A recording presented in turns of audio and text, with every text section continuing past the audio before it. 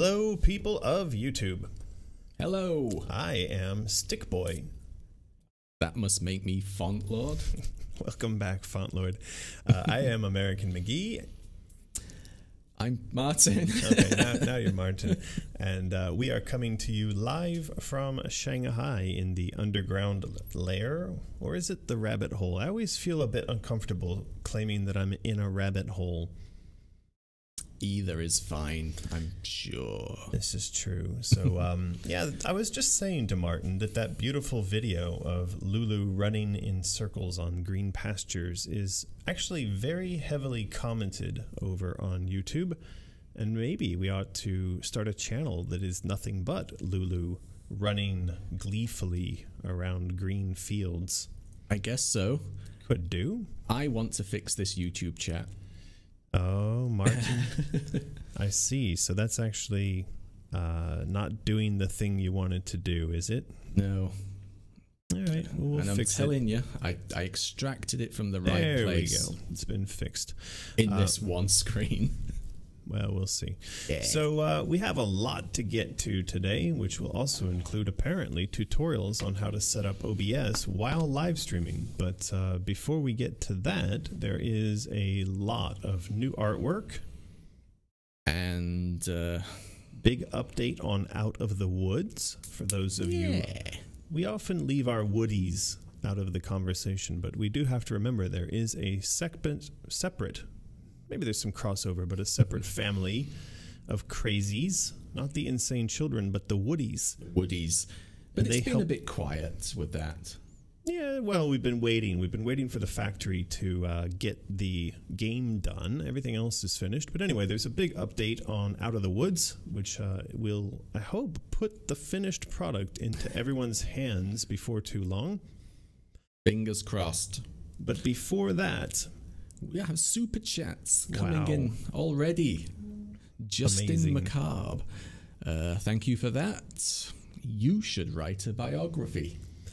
I feel I'm not quite there yet, and I recently was having a bit of a giggle at Cliff Bleszinski, Cliffy B, who of course was famous for working on the Gears of War series, and then he went off and started a game studio of his own, and I guess the game they made didn't perform very well, but he decided to take some time off, and in that time wanted to write a biography. I don't know if it's ever going to see the light of day, but I did see him getting a little bit of pushback from people.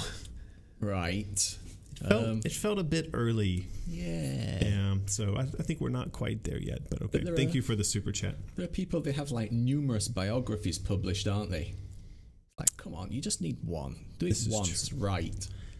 Anyway, Justin, thank you. I do have a Wikipedia page, which apparently I'm not allowed to make suggestions for what's contained there. That's weird. Yeah. And then Taylor says that Ice Killer cannot make it tonight. I seem to be off camera. And anyway, so Ice Killer can't make it, but he wanted to say hi. So thank you, Taylor, for that. Speaking of our insane children. Truth Decay also super chats. Loves it when we talk about our woodies. There you go. We enjoy all of our woodies. We enjoy our puns. All 3,700 and something of them. We do enjoy our puns. All right, so I feel like our setup is a little bizarre today, but let's get into a little bit of housekeeping first. So as many of you know, we did just finish the Chaos Coin promotion over on Patreon, and that was a way in which you could have got your hands on the contents of this here box.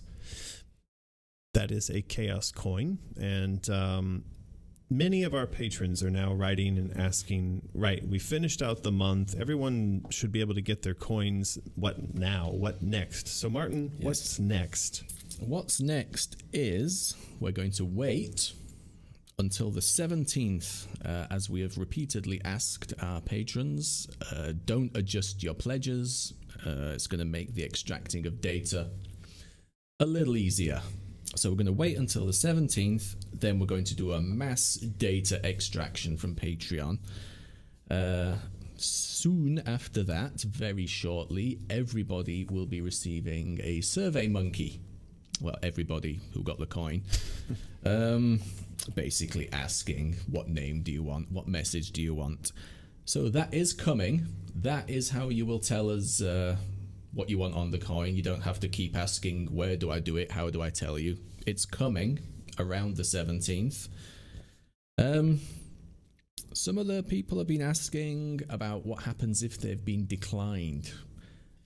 Yeah, that does happen. Patreon processes the charges for the month of August, say, in the start of September. And some people at the start of September got notification that they were declined.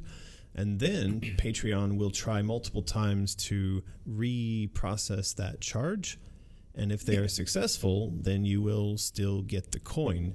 And that could be the case even if you don't manage to get a successful charge through for that month for some weeks. So I would suggest that if you are having charge issues, that you continue working with Patreon so that they might get your charge to go through, and then you get your hands on your Chaos coin.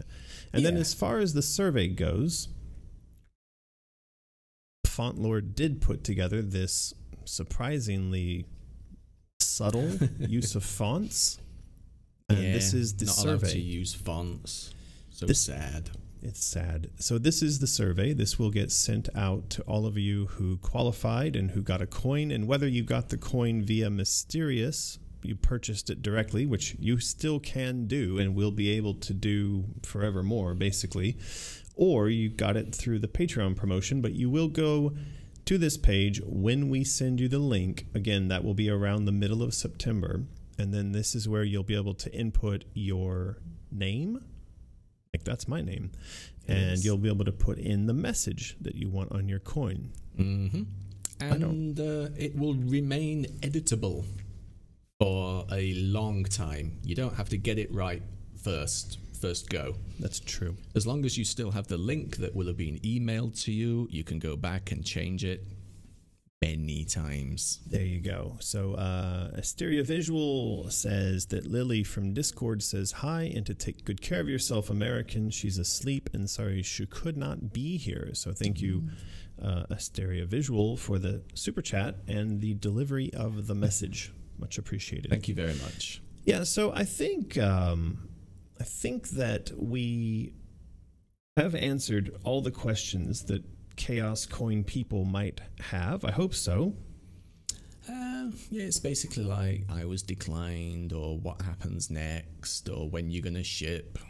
Yeah. So anyway, we do want to put up an FAQ about all this, and because there's like now nearly 3,000 people who will get possession of this coin, which is fantastic. We absolutely love all of the support, and it's great. I mean, it's going to be a really cool thing to be able to run around inside of the game and collect these coins. So, what more could you ask for? What indeed? But we have another super chat from Ninja Friday. Yep, saying, had to miss the last 3 streams. Yep, we did notice. Glad to be back. Here's my contribution towards the Lulu Running in Green Pastures channel. Ooh, thank you very much. And it's good to have you back. I said to Yin this morning that I think Lulu could be a brand in and of herself. Because you know how there's the Paul Frank brand. And I actually met Paul Frank on a number of occasions before he was this big international brand. And he used to take his wallets, which were handmade, and he'd walk them up and down Haight Street in San Francisco, Haight-Ashbury area. And he would go into these shops and he'd say, I'm Paul Frank, I made these wallets, will you please sell them? And of course he is a major international brand, and his little monkey face that he created is a world famous icon.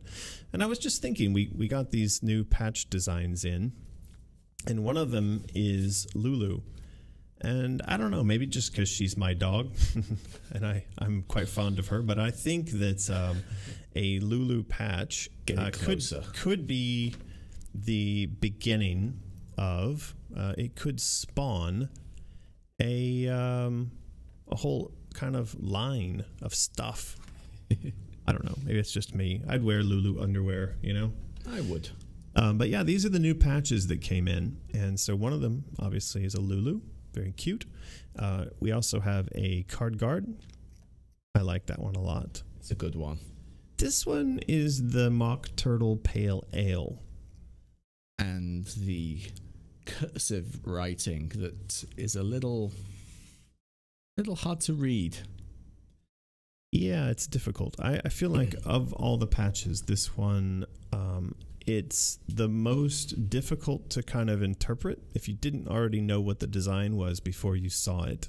And so I think we're going to either ditch this or we're going to have to rework it. But Jennifer, if you are listening, these were designed by our wonderful friend Jennifer. The cursive, the factory has said, avoid cursive, that block letters like this. Martin, what do you call cursive? Joined up writing. Joined up writing. Yeah. And what do you call aluminum? Aluminium. Yeah. You know, there's something wrong with your school system over there. Anyway, the use of block letters like this is okay. The machine seems to be able to create those pretty easily. But when it comes to joined up writing, it gets all aluminium. Now, this, I think, is my favorite. It's very good. It's probably my favorite as well. Of the distinctly Alice images that we've created here, that's definitely one of my favorites. Just because it stands out, it's bold, it's quite easy to kind of see what it is, and it's just cute. Yeah. What were you saying about this one? I think the hedgehog spines, covering, fur, whatever you were going to want to call it, it's a little dark. I think it needs to be a slightly lighter brown, just to show it's some sort of animal there. Yeah, I think this is generally falling into the category of the silhouettes. Like it's an issue of the silhouette kind of failing. So this has obviously got very strong silhouettes, very easily to interpret what's happening, the shapes in there. I think the same thing could be true of the card guard, even if you were not previously familiar with this character or this design. The Alice, also the same. But yeah, when you get into these two, they are, I think for a large number of people, it's going to be, well, I don't really know what this is to begin with. And so your brain isn't necessarily able to make the leap as to how to interpret the shapes here. Now, that being said, there's a whole group here, these four, which are very clear and distinct. And I really like these a lot. I like the stitching on the insane child. It's actually quite silvery and shiny. Yeah, it does have a silver, it's actually a silver thread, and this is great. And of course, for our patrons, who are all referred to as insane children, they're going to love that. Yeah. And this one was the one that I latched onto. I really like this. And this white rabbit, I kind of would like it to be our, how do you say that? Kind of like our cult symbol. Like, right. If you saw another person sporting this, you'd know that person is a follower of the White Rabbit. Emblem? An emblem. Or cult emblem? Maybe. Maybe. But the hobby horse is amazing. Turned out really nice. And last but not least, this is an alchemy symbol. This is actually the symbol for the Philosopher's Stone. It would be, in essence, the opposite of chaos. Ooh. And what's supposed to be written here in script is Salve et Coagula, which is the tagline we've put, for instance, on the Chaos coin, and it's also on the shirt, the Chaos shirts that I wear sometimes. And that, of course, means that in order to create something anew, you must first dissolve it or break it down. And those of you who are fans of Jordan Peterson and have listened to him talk about the melting of the lobster brains, you will know of this concept. So a concept that is applied not only to alchemy, but also to psychology, and as it turns out, also to our physiology and biochemistry. Some super chats came in during the patch review. So here we go all the way back to Alice on Elm Street. Thank you for that. Just wanted to make sure I got the email with info for the unicorn mug. The answer to that is just barely. I happened to go into the spam folder for the mysterious mailbox yesterday, and it was in there. Your email was in there, and it's a very lucky thing because normally I don't look at that folder. And so, yep, I have your email now, and Woo. Martin still has your unicorn mug. Are we giving away this actual one, or are we going to get some more? I think Martin is attached to this actual one. Look at it go. Martin, if you want, you can keep that particular unicorn mug. I wouldn't want you to feel like I was an Indian giver. Martin's fond of that. Okay. What? Let's see, what else we got here? Lucas Severin, Asteria Visual, wants to ask me, what is flumph? It's a nonsense word that just means stuff, things. What's all this flumph and nonsense? It's a Brit speak thing. I'm not sure it is. It might just be a me thing. Not sure. Just generally means stuff. All right. Well, there you go. Is that it? That's all for our super chats? Yeah. I feel like we missed another one. And if we did, I don't think we did. We apologize. But on with art review, the patches, we will be sending these out to patrons. It is a part of the next patron reward cycle. So when we hit 3,000 patrons, everyone at $10 and above will have a patch set mailed to them. Now, this is identical in structure, in concept, to when we sent out these patches. This was the first set, the first go-round.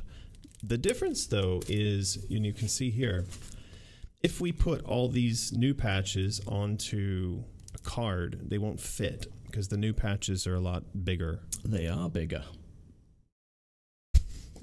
So we are going to need a bigger card, it turns out. And we will work with Alex to design a card that fits these new and larger patches. Yeah. But the new patch card, whatever its size, it will have a design similar to this in terms of the background. And then the back of the card will be the white rabbit print. Very popular image. That is a very popular print, and we have actually been doing those as mini prints, and those have been selling over at Mysterious and moving quite well. And then, what did you say about what we're doing today? We're gonna be putting a lot of posters in tubes. How many? A lot. Probably won't get them all done, but it's at least 300. 300 posters in tubes. Jesus. What have we done, Martin? Yeah. Now, speaking of white rabbits, many of you know that I did go down to Iwu last week, and I was out looking for people who could help us to manufacture a white rabbit. Now, this is a white rabbit that is meant to be the earlier variation relative. I don't know. It's the 10 years younger version of the white rabbit that you see in the Alice games. So this is the image from Madness Returns. Now, obviously, by the time the rabbit is in Madness Returns, it's been through a lot. But the rabbit we're designing is actually the one that Alice would have carried with her when she was 13 years old, when she's escaping from the fire. So this is it's very dapper. This little waistcoat. He's very cute.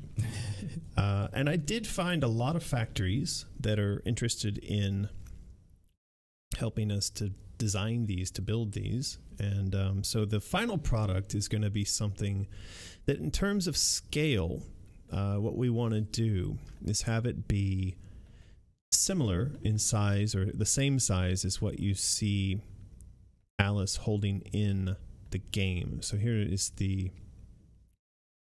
menu screen for Madness Returns. So in relative scale, it's going to be I wouldn't say large. It's going to be kind of a decent size, though. You'll be able to hold on to it. Will you be able to snuggle it at night? You will be able to snuggle it at night. Okay. And you will hear the faint and distant screams of burning children. It'll be lovely. It will. But for today, we actually do have rabbits. tiny little rabbits. So as we work towards the promotion of and the launch of the actual White Rabbit, the big doll, we're going to be giving these away. We'll probably like stuff them into all the mysterious orders and stuff like that. But these are like really cute little funny. They're actually posable. You can move their little limbs around. So we are going to be doing these as White Rabbits. And we are working on a little tag that will go with them. Something like that. So this tag will have on it some information, maybe a QR code, maybe a web link. I don't know just yet. That's not very Victorian. It's a ye olde QR code. Okay. Yeah. But so we'll probably put some sort of a tag on it that will indicate its origin, and it'll maybe serve as your gateway into the White Rabbit promotion when it opens up. I don't know. Haven't figured it out yet. Okay. We have a super chat from Sanity. Thank you for that. Those patches are awesome, and thanks for streaming, you guys. It's been helping me stay safe after losing my house to a wildfire on my birthday last month. Oh no, Sanity. Well, thank you for the soup chat, especially considering you are, it sounds like, in a place that is not entirely where you want to be. No. But I'm happy to hear that we're able to be with you and help you to stay safe. I hope you sort your stuff out. Yeah, really. Yeah. Fingers wildfire. crossed. I wonder if that means that Sanity is in somewhere on the west coast of the United States. There were all those fires in California and Colorado. So maybe. Not good. Well, good luck. Yeah. But yeah, so we will be giving away these tiny little rabbits today. In fact, in about 8 minutes. Exactly. Yeah. But enough about rabbits. For now. For now. There's still lots of rabbits to talk about. Have you seen this one, Martin? I did. I caught a glimpse of it yesterday. It's on backwards. I didn't get that until I saw somebody comment on it. Yeah, well, that's why in the Patreon post yesterday I said from Shanghai with my underwear on backwards. Maybe that was it. Yeah, because I mean the first thing I thought when I saw this was literally that. Is her underwear on backwards? How far does this transformation go? And specifically, and I think he's sort of tried to avoid it in the shading here. I don't know, but are her boots on backwards? Because that would be really painful. No, I don't think the boots are on backwards. Well, this is some pretty crap magic then, because I mean, you know, if you're gonna go backwards, fucking go backwards. This is it's a sort of half-ass backwards, you know. So it would literally just be the model with the head on backwards in your mind. I'm joking. I think there's probably functional limits to the magic of Wonderland, so that you can still get around and. But, you know, it's just the way my mind worked. It's like, okay, so everything's backwards here. Does that mean she's... Never mind. I'm going to leave it alone. So this is called the Death Time Dress, and this is a power-up. What does it do? Well, Martin, as Omri has described it here, if we have this in the game, then this would do something where we either slow time or reverse time. And he says he's had this concept in his mind for a very long time. Yeah, we've discussed that, haven't we? Yeah, and I like the idea that she can mess around with time. And this is actually something that we did talk about and kind of play around with in Madness Returns, in the design of Madness Returns. But if you've ever played around with game engines, well, with, you know, reality in general, things like to run forward. And when you're doing physics simulations, it's not always the case that those want to run backwards smoothly. Especially not in a game environment where oftentimes the simulation is running within a limited bubble based on the location of the player. And so if you were to run things backwards, doesn't mean that the entire world runs backwards. It just means that things in that bubble run backwards.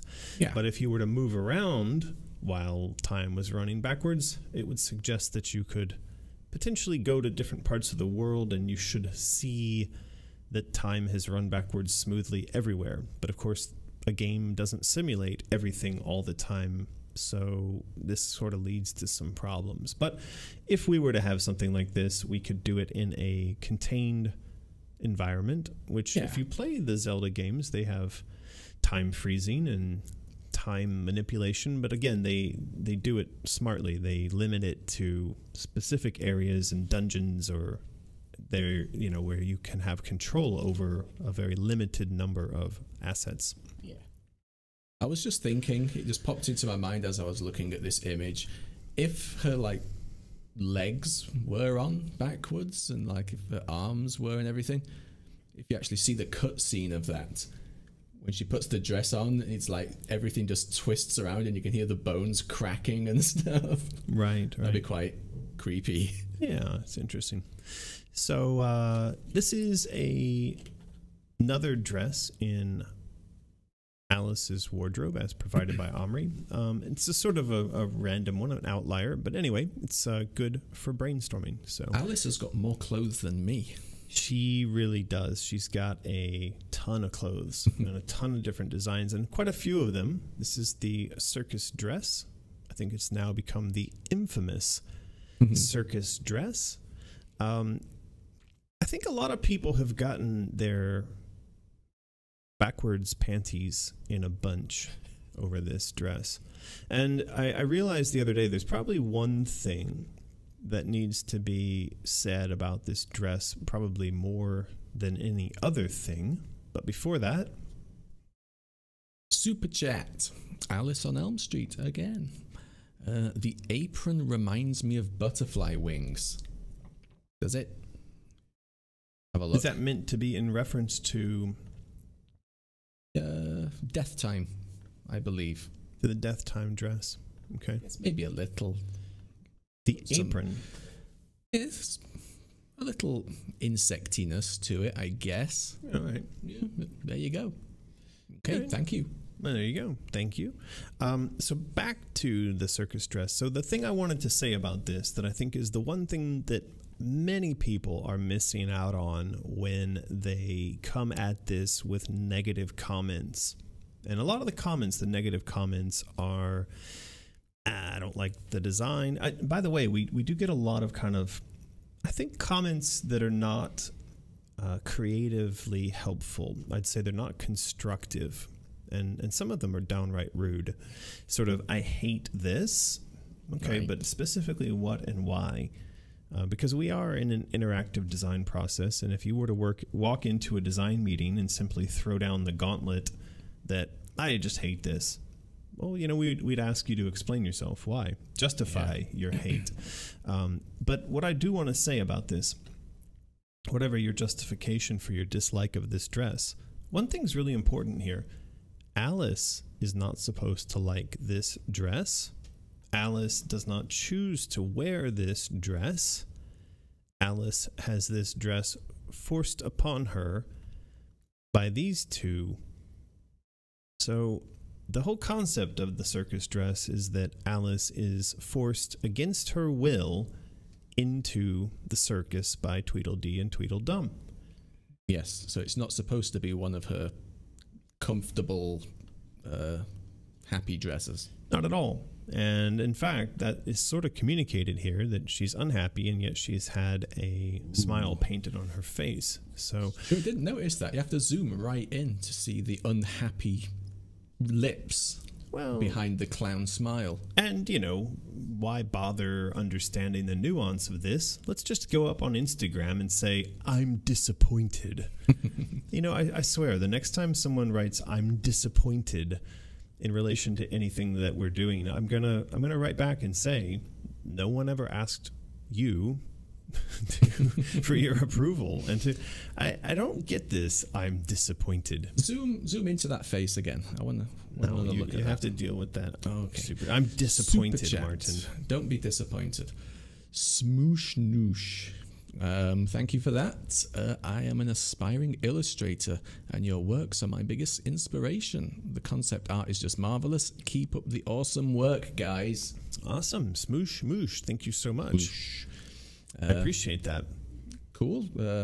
Yeah, we've got a lot of cool concept stuff coming through. If it's inspiring you, that's amazing. This is true. Taylor Goen is back with us, a super chat. Thank you very much. Omri has done a great job with the feedback. I think this dress looks great now. You can see the misery on her face. I love it. Plus the shoes. There you go. You know what time it is? It is time for everyone to flood the chat. Why don't you tell us, because we're about to give away a prize, tell us which of these is your favorite patch, and that will help Nightbot see that you're out there. We will be giving away a little white rabbit. I've been molesting this thing. It's kind of like a stress reliever. I've just been kind of like in my hand while we're doing the live stream. I'm just sort of toying with it and twisting its arms around and stuff. Lulu's very interested by it. She's just sat there like just staring at us. Mine. You're going to give that to me, and if you don't, you could see that, it's quite funny. It's hilarious. But do tell us which of these patches is your favorite. Spam the chat, as it were, and we will then ask Nightbat to fly into the night. No, it's just like a generic Batman ripoff. Nightbat. It appears that autofocus is switched on. Okay. The camera. There you go. Terrible. So, yeah, there's a tiny little rabbit, and you will win a tiny little rabbit, and he's poseable, and he's imminently squishable. I'm relieving stress over here. Squishable. All right, here we go. Okay, let's get ready to jot this down. You guys ready? We're going to roll it. And Kitten Poker. At least we know we've never given Kitten Poker a prize before. And the icon is very apt. So Kitten Poker, you have won a tiny white rabbit, and if you could please send an email to mysterious@americanmcgee.com with your mailing address, your phone number, and please mention that you did win a little white rabbit. It might take a little while for us to send this out to you because, as I mentioned previously, I would like to make little tags. Trying to look that up. I would like to make little tags like this, and those have not yet been made, but I'm thinking that we'll probably have them done in a week or two. Okay. And so your prize will be delivered once the tags are done, and that comment applies to everyone who wins a tag today. A rabbit today. So don't make me make my "I'm tired of your shit" face. I read that. By sending tons of questions about where your little white rabbit is. It's here, and Lulu's staring at it. So back to the circus dress. I love this dress, and yes. I think the idea of her being forced to perform in the circus is fantastic. There can, of course, be a lot of interesting narrative and drama leading up to and then involved with the actual circus performance, as led or forced by the Tweedles. Mm.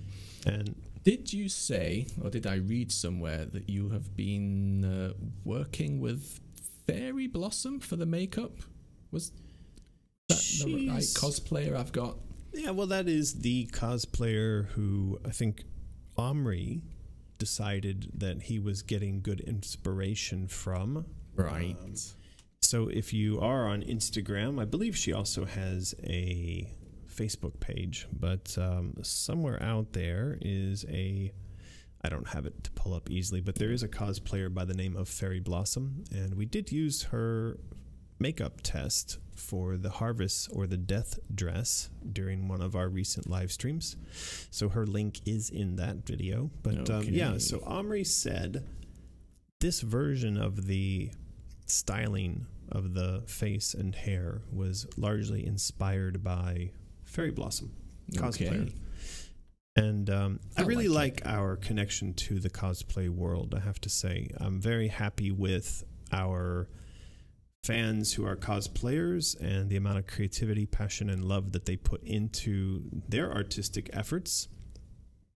And I think it's been quite nice working with Omri, and then he is crossing over and working with the cosplay community. It's worked out very nicely. We have a super chat from Nira K. All right. Welcome back. I should not say this, but American look way too good tonight. Ooh, whoopsies. Whoopsies. Do you look good? That was an accident, I guess. I don't think I look any different than normal, but thank you very much. I have been hitting the jump rope a little bit recently, so perhaps that's it. Maybe that's it. It's coming through. There you go. Well, thank you for that compliment and that super chat. You always, all of you, are free to send compliments and super chats. I will not complain. Another one here from Stitching Witch. Thank you for that. Where can I send a longer message? Want to thank you for your amazing concepts. Your work has changed my life. Well, that's very kind of you, Stitchin' Witch. I would suggest that if you really want to get in with our community, you go and you check out Patreon, because that will link you up to comments and direct messages and also our Discord server. What is Discord, Martin? It's a great big wobbly ball of chatty fun where all of our patrons of $5 and above can hang out and chat and talk about Alice and anything else, really. It's a big old friendly place.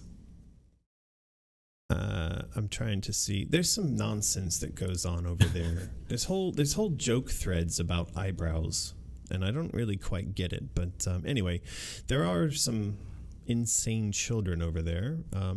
Yeah, it's quite a lot of fun. We've got an entire community. So what I would suggest, the person who sent the Stitchin' Witch, is join the community. It will make your life better, I promise. Because it makes me laugh all the time. I'm really enjoying hanging out with everyone over there. We have a wonderful group of people. They're very supportive, and they're a bit silly. A little bit. Just a little bit. I'm getting some compliments too. Well, of course you are. You should get all the compliments. What are you talking about? You're an actual lord.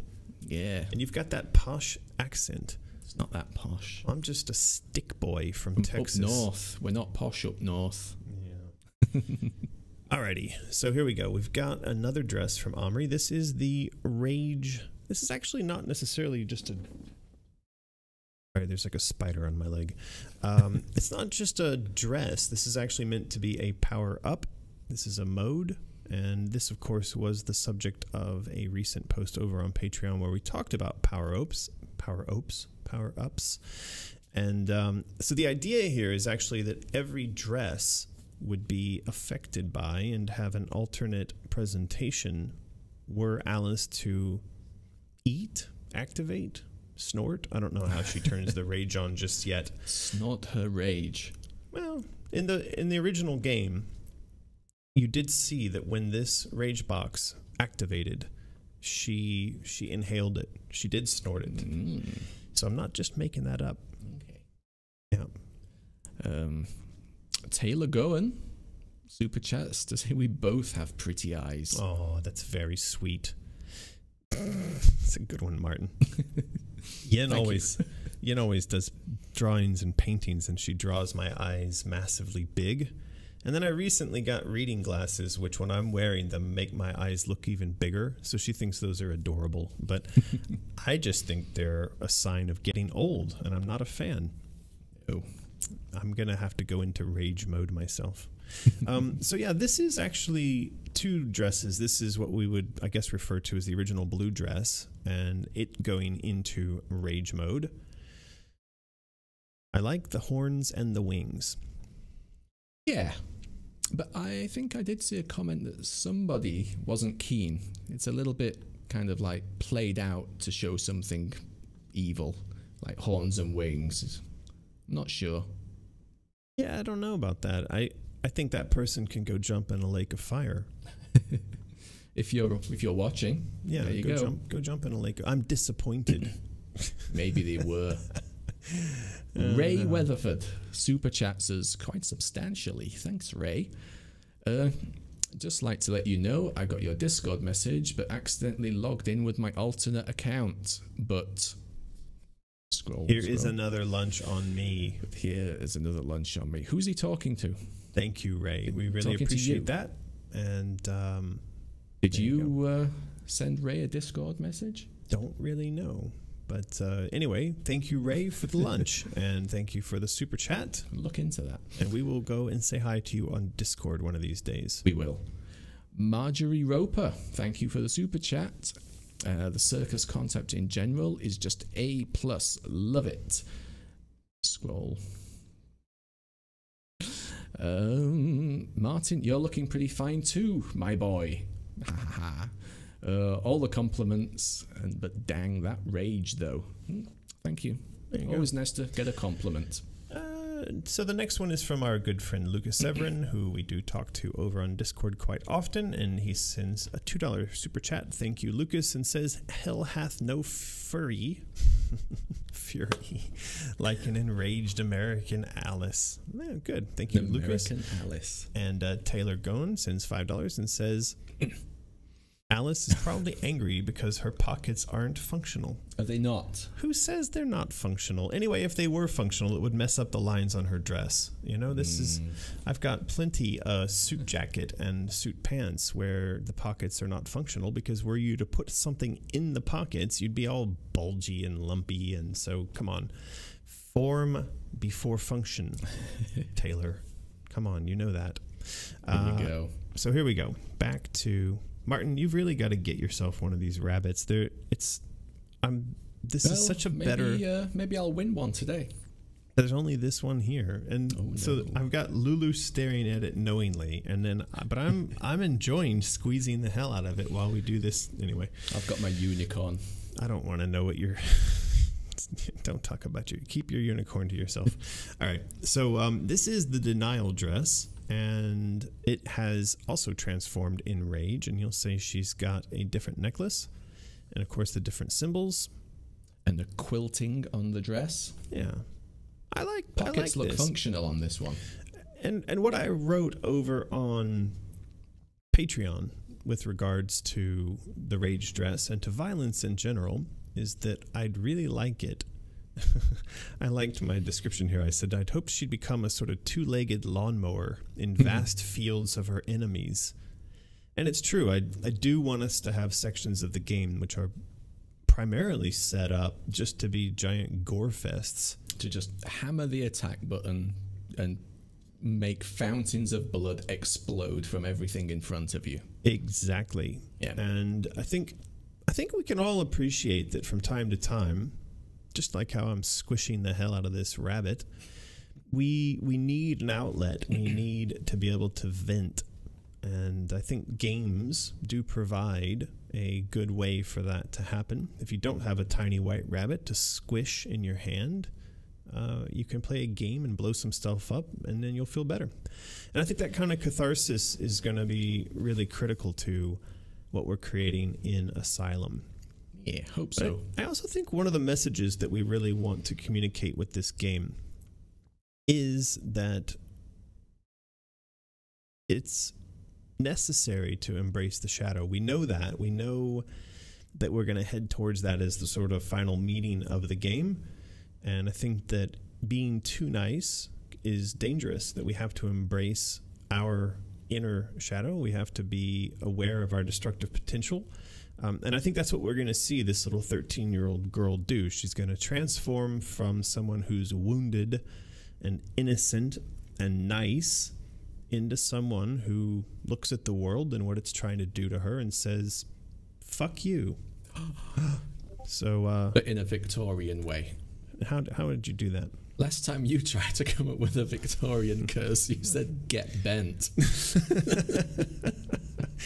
All right. But all the Victorian kids were just telling each other to get bent. I remember that from like Oliver Twist and stuff. Yeah. So, it's interesting because what we're coming up with here, though, is a range of emotions, ways for Alice to vent, for her to express her frustrations and her anger on the world. Well, not on the world, but on Wonderland. And she's got quite a range here now. And I think for a lot of these, when the enemies see her coming, they are going to shit themselves. I hope so. The old chaos dress. It's fantastic. Yeah. Yeah. I want to wear that dress. So yeah, some pretty amazing artwork getting done here. And a super chat from Alice again. Thank you, Alice. What that is Zen mode mini game where you just slaughter enemies until you die. See how long you can last. Yeah. Yeah, I like that a lot. And I think there was a bit of a conversation going on over on Discord yesterday about mini games and about the idea that when you pause the game, you might actually find that, yeah, the world has paused, but Alice herself turns around and says, get bent. I'm here, I've got agency, and I'm just going to twirl my knife while you do whatever it is you're doing, and that could also open up a magic portal into mini games from time to time. I like little quirky things like this. Yeah, I do too. Yeah. Speaking of gameplay, we do have, and this also came up yesterday, what is this, Martin? Is this where you're from? Yeah, Font Lord Village? Exactly like that, where I grew up. Look, there's Martin right there in the window. What are you doing in the window there, Martin? I've got the curtains closed. Is I'm that doing your something. unicorn? God damn it, Martin. Put your unicorn away. So, Hall of Antiquities. Hey, I don't know what Joey's doing here. But anyway, so this is the rooftops of London. Yeah, we mentioned this, but did someone else mention it in chat that would she actually be in London in Asylum? So I'd said in that chat that, again, that was a conversation we were having over in Discord, is that I kind of think she's going to spend most of her time in Asylum in Wonderland, and I didn't really foresee a lot of playable adventure-y type stuff in London. But after seeing this image, it does make me think that perhaps there could be a little bit of shenanigans. She could certainly still be imagining London. Doesn't have to be the real London.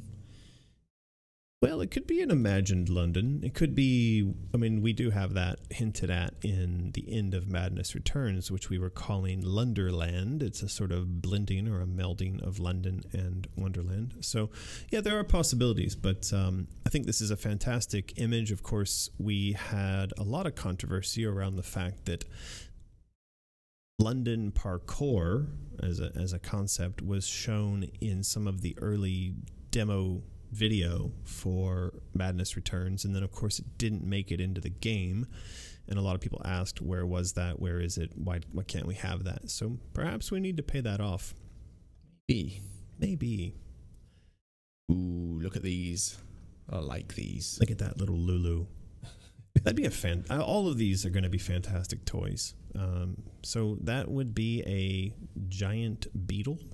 Stag beetle or rhinoceros beetle? I think you're right. I think that's a stag or a rhinoceros beetle. I think both are fairly kind of, yeah. Stag is more sideways jaws. This is more up and downy, like what's the movie? Starship Troopers. Oh, right. Right. These things are cool though. I wouldn't mind. Oh, look, there it is. Look, he's got his up and downy. I don't think that's a stag though, is it? Click it. Oh, it's Greg's junk. I don't want to click on that. It's a rhino stag. There you go. So yeah, that's pretty cool. So this is the beastie that Joey has come up with as one of the things that Alice might fight against. But of course, this one's made out of doll parts. It's got the little doll arms. Quickly, Taylor Goen super chats us saying that maybe she is on doll houses instead of London. Could do. For sure. It's a possibility for sure. And Chaussette is here super chatting us. Thank you. Good morning. In Madness Returns, there's an area with lots of raw meat. I was thinking that this time we could have baked or burnt meat, flesh, like put in a gross way. What do you think? Sure. Did you hear any of that? The barbecue level is what you're saying. Is right. that so there'd be an area with raw meat, and this time it could be baked or burnt. That sounds gross. Yeah, sounds great. I remember the meat bit when you were going through Madness Returns. That was many months ago. Yeah, so I mean, I think we've had meaty bits in both the games, and if you want to see burnt and gross flesh, sure, sounds gross. We can try to think about how to make that work. She did have a meat dress, you know. Yes. Yeah. So here is yet another insecty baby doll abomination. Yeah. I don't really want to live in the world where these things exist. Yeah, like I said before the stream, I kind of wonder what's going on in Joey's head sometimes.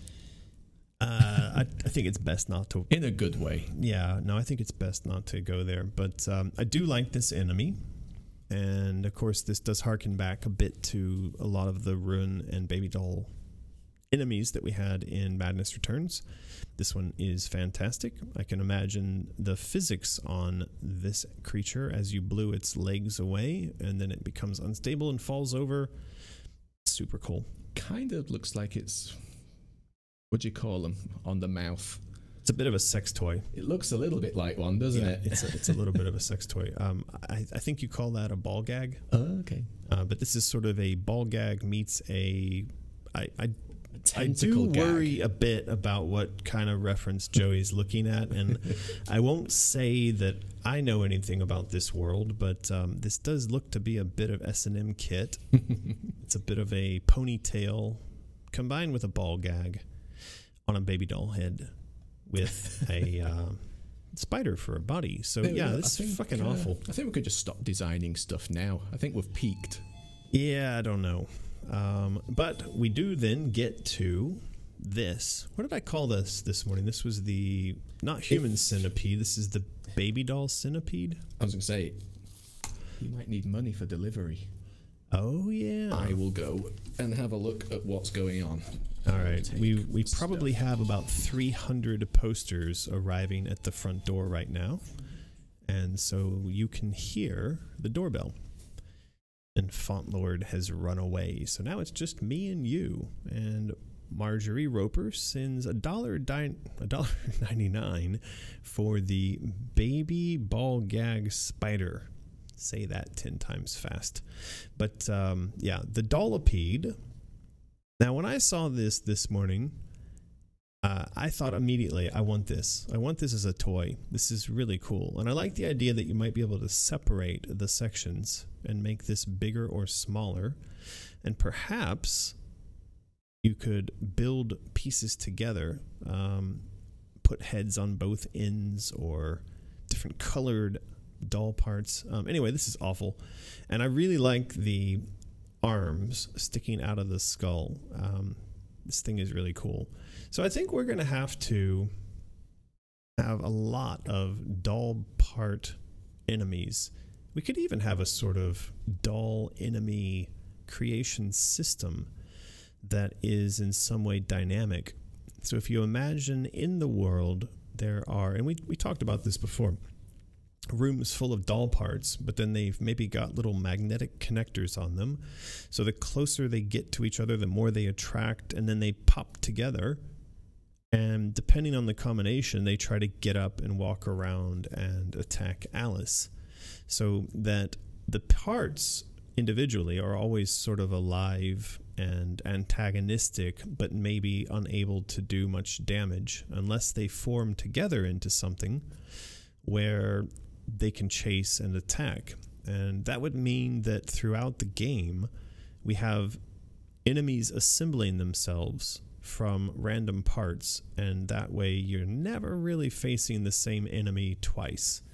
Of course, I think we'd want to set it up so that there are some guaranteed combinations that happen more often than not, because that would be sort of your standard creatures, but especially as a battle went on, it might be quite funny to see that the parts that are being scattered around during a battle then reform into random monstrosities, some of which are effective and some of which are not.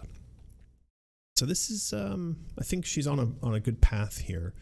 If we came up with a kind of, on the Wikipedia, or on the wiki, for instance, if we came up with a kind of combination library and we had some base parts and we had base locomotion units and we had base attack units, and then we put together the concept that these units can attract and assemble at will, that could be quite an interesting way of thinking about and presenting enemies in the new game, and it would certainly save us from boredom.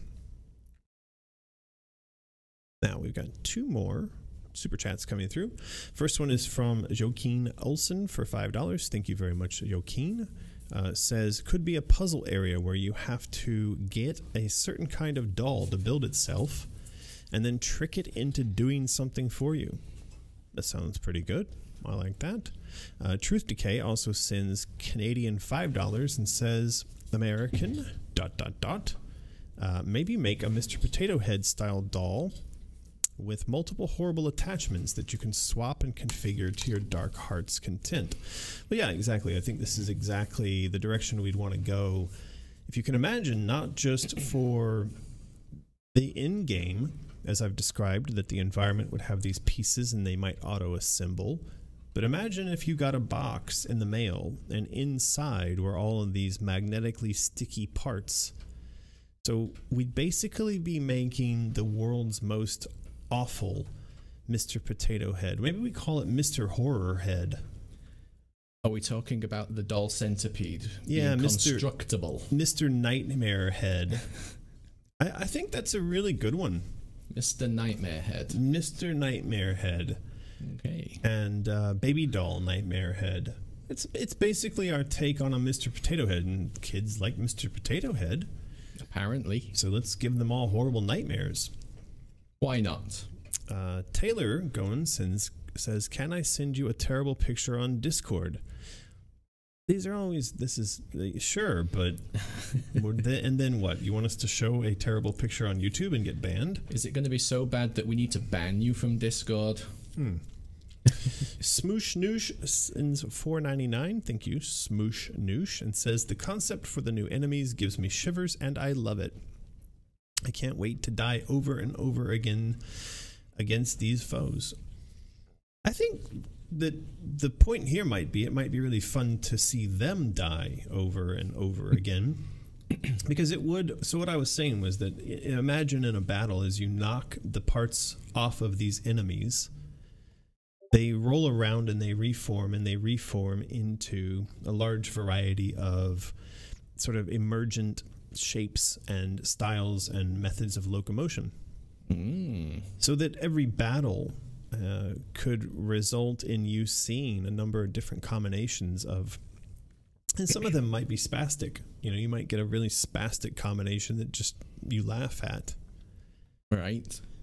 But it could mean that battles could be really fun, that they reassemble and then you kind of have fun knocking them apart. Good idea, that. Sort of the pieces form all sorts of different creatures as you play, so it's not always the same. Exactly. Is there a game out there that's done that? I feel like I've seen stuff kind of along those lines, but not exactly along those lines. Don't know. I also don't know. I do see people saying things about Discord in the chat. So if you are interested in Discord, go over to Patreon and scroll down to the post of April 22nd, and you will find that there is a post called Discord. And it gives you all of the information that you need in order to join in on our Discord. It's a great post. It's an amazing, it's a Font Lord. Font Lord post. Look at the time. You know what time it is. I do.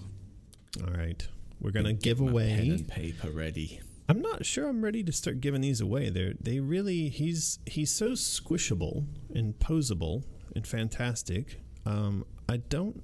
Anyway, everyone needs their own squishable, fantastic little white rabbit. Can't go back now. You said we're doing it. Well, there's only like 2,000 of them coming, so really? I could probably stand to give away a few. But we are going to give away yet another little white rabbit. Ooh. And what are they going to fill the chat with this time, Font Lord? Tell me, how heavy do you think a bundle of 300 posters is?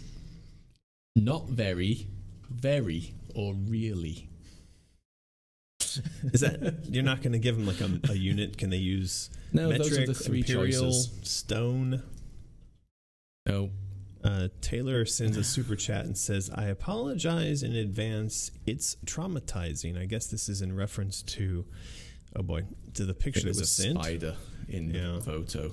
And then Ariel says, "What about one enemy like the Hydra? You chop off its head, and more emerge, and you have to kill it in a certain way for it to go away." Yeah, Noriel, that's a fine idea. I think that's very much in line with what we've been discussing here for these horrible nightmare doll baby potato head somethings.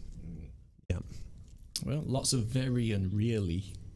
I would say really. I'd say it's really heavy. Did they put it all in one package? That's ridiculous. Why don't they divide it up a bit? You know, when these things arrive, we get these packages full of, hundreds of these posters that we're sending out to everyone. And as our community has grown, the number of posters we send has grown in step with that. And these packages that arrive of these, like these art prints you see back here, they're printed on a very thick material, and there's a kind of a plasticized ink layer on top. Each poster weighs 100 and something grams, 200 grams. And then you imagine a stack of 300 of them. I'd say it's a good 30 kilos. It's pretty heavy. 300 times 100 of grams per sheet. Yeah, you're probably 3,000 grams. 30 kilos, something like that. Yeah, okay. Well, anyway, enough bad math. Let's roll it. Alicia Crow. I know that name. Sounds familiar. I think she's in the chat, but I don't know that she's won anything recently. So, well, Alicia Crow, congratulations. You get your own squishable white rabbit, and I think you know the routine. You need to email mysterious@americanmcgee.com, include your mailing address and your phone number, and you should mention that you won a squishable, posable, handy dandy little white rabbit. Yay. Yay. Are we still doing art? Did we not do We've art got yet? so much art today, it's not even funny. And it's a bunch of art we haven't even shared yet. So this might be my favorite piece of art for today. Okay. What do you think? It's a good one, for sure. Yeah. So this is the Dormouse plus, now she's misspelled March. This is the Dormouse plus March Hare, and this is actually a boss design. So for those of you out there who felt bitter about the lack of boss fights in Madness Returns, this is for you. And what she's done here is she's given them a carriage. And what did our research find, Font Lord, on... Well, when I first saw this, I was pondering just how much it looked like a car. And then I wondered when cars existed. They were developed a lot earlier than I thought. Just looking at this Wikipedia page. And I think I mentioned to you that most of the early cars were electric. Yeah. It wasn't until the late 1800s that gasoline-powered combustion engines, also known as ICE engines, were made... not just in general, but also made mass. And that then entered into the market and beat out the electric car, which is unfortunate because we've now gone through several generations of people consuming lots of gasoline products to make these things go round. So yes, it's definitely, it could be a thing that Alice is aware of car-shaped objects, but we did say the giant, fat, rubberized wheels probably need to change. This is incorrect. Yes. Looking at these, it gives me a bit of a sense of feeling of a cartoon that I used to watch as a child, and that was had something to do with races. Yeah, exactly. Is that something you watched as well? Yeah. It had like the whole combo of characters like Dudley Do-Right and Natasha and am I saying the right thing? Natasha? I think there was like a Russian spy type girl. It's Penelope Pitstop. Oh. There may have been some different variations. But anyway, one of the things that they always liked to do on that show was to have these little spiky bits coming off the end of the tires. Right. Remember that? Specky bits. Spiky. Spiky. Stabby. Spiky, yes, stabby, because they stabby always were trying to get one over on the other person. Right. Yes. Yeah, so when I saw this image, it did kind of bring back a bit of childhood deja vu. I'm thinking about Catch That Pigeon now.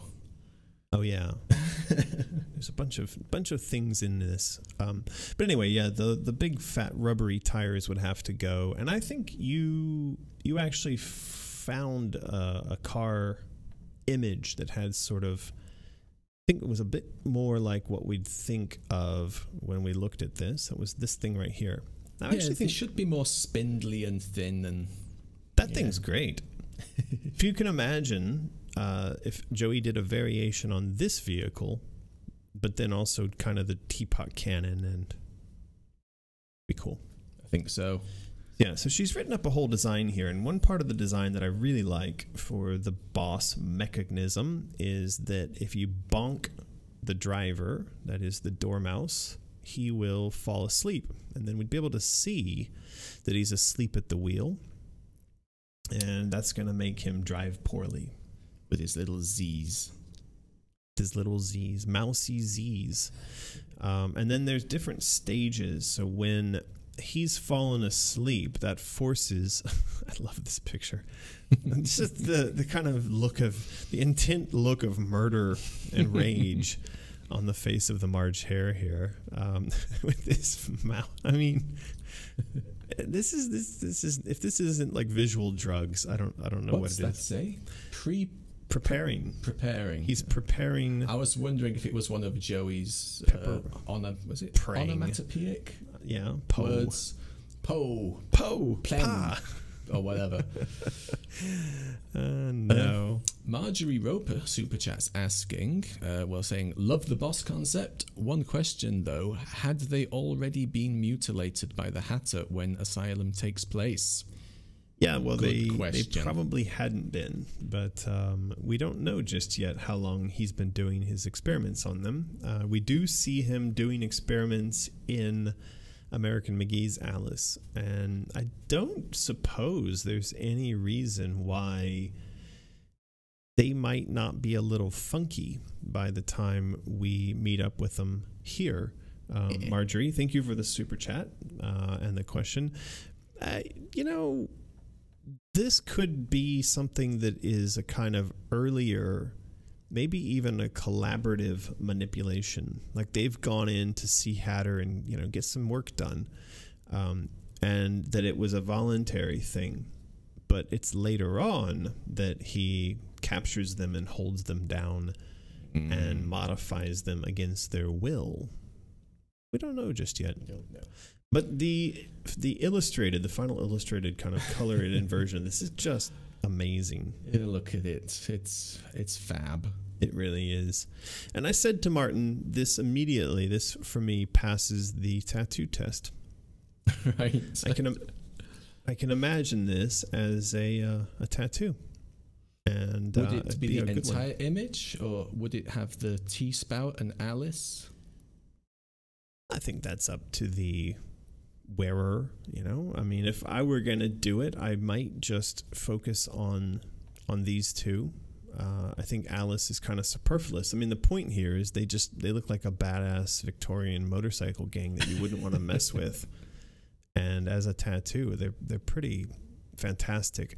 One of the reasons that I think it makes a good tattoo, by the way, is that there's a couple of kind of contrasting images going on in here. So I really like the flowery design on the teapot itself, and how that contrasts with this mecha steampunk stuff. And of course, the same is found here in the Dormouse's cute little vest. And his eyes stapled open. Yeah, so there's a dark, sinister cuteness going on here, and that is what, to me, says, yeah, this makes not just a good piece of art, but potentially a good piece of tattoo art. Joachim Olsen, thank you for the super chat. In American McGee's Alice, they still seemed like they saw Alice as a friend. Maybe if they're enemies in Asylum, it should be unintentional. Friends with good intentions, not knowing they're actually harming Alice. Could be. We'll have to work through the story for that, Joaquin, and thank you for that super chat.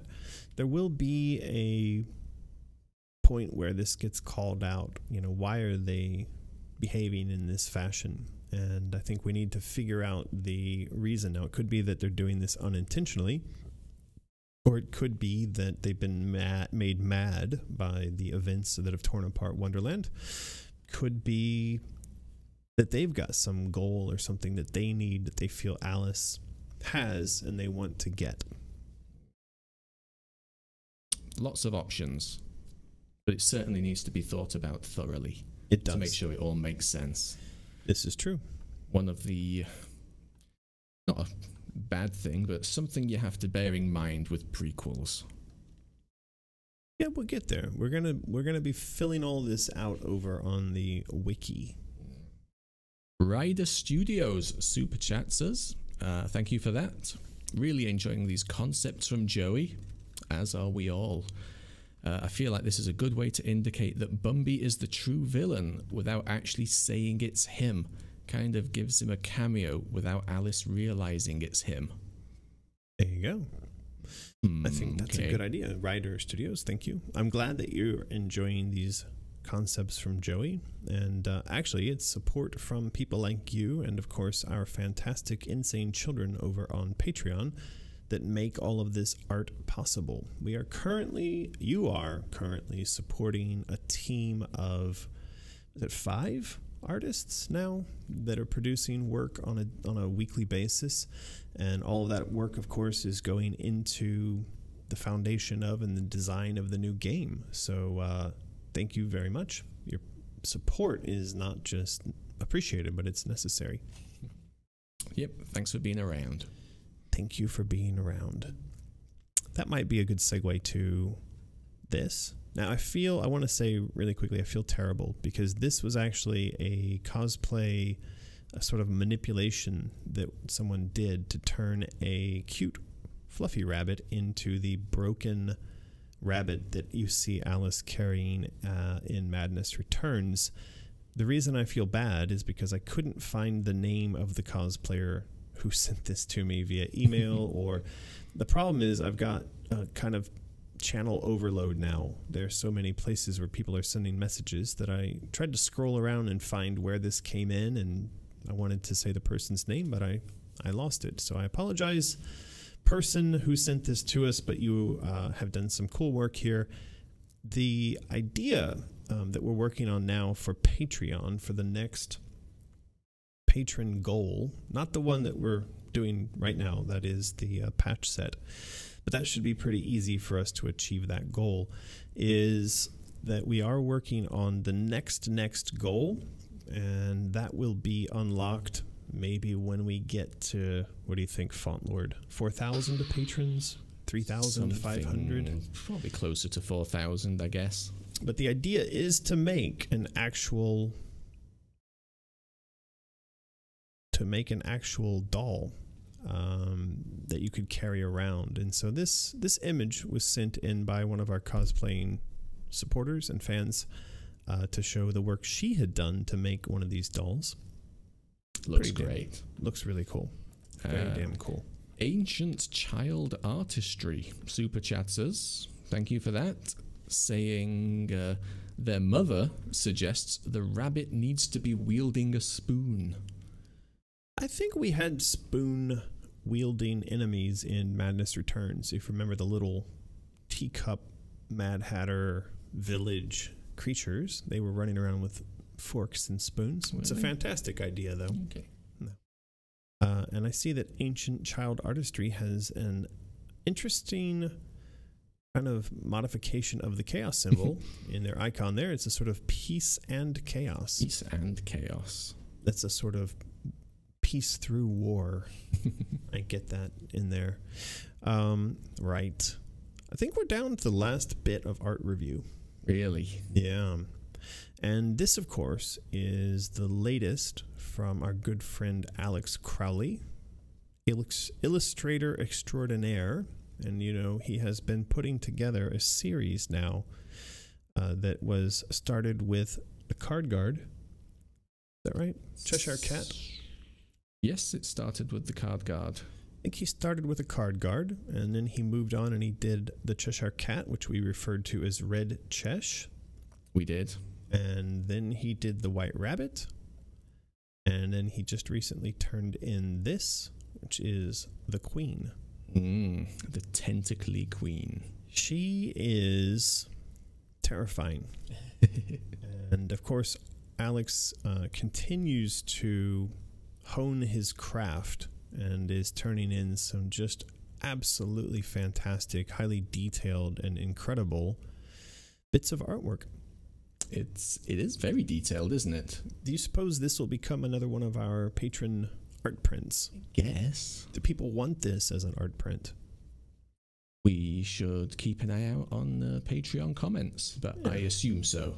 Well, I think this is also one of those ones we can throw into the Mysterious Shop as a mini print. As I said at the start of the stream, we have been doing these little mini prints. This month's special for the mini prints is on the White Rabbit mini print, and so you can go over to Mysterious and grab one of those while they are on special sale. Yeah, cool. Well, this one is the latest. This is the newest of these images, and certainly probably the most terrifying. We have some positive comments coming in. Looks like, yes, people would like this as a print. I would like this as a print. She's amazing. We do have to resolve the conundrum of the Red Queen versus the Queen of Hearts as they are presented in the Alice games. A lot of people bring this up. They ask, which is it? Is she the Red Queen or is she the Queen of Hearts? And at what point does the transformation take place? And I think that in Asylum, we're going to be forced to confront this question. I think so. Yeah. But whatever we find, I'm sure it's going to be terrifying. Yep. Excellent. That is good. So I think that does bring us to the end of today's art review, and we can now get into the Q&A section. Ooh. While I fall in holes and into lava and otherwise fail my way through. Think you're going to finish it today? Could do. You're near the end, apparently. Yeah, I'm not feeling great about it, though. We'll really see. Not. Yeah, we'll see. But you do have a bunch of questions. I do. No, not actually that many. Not as many as I thought there'd be. But let's do them anyway. Lower incisors for the queen. Where is that wretched creature? Still a shame that we don't get the cutscenes playing. Yeah, well, we'll make sure that's resolved in the next game. Okay. Oh no, so I know where we left off. We left off in this sort of puzzle business where I've got to go into this room, do something that unlocks a door, and then back into the other rooms where the doors have been unlocked. Okay. Yeah. This could take us a while. Hours, days,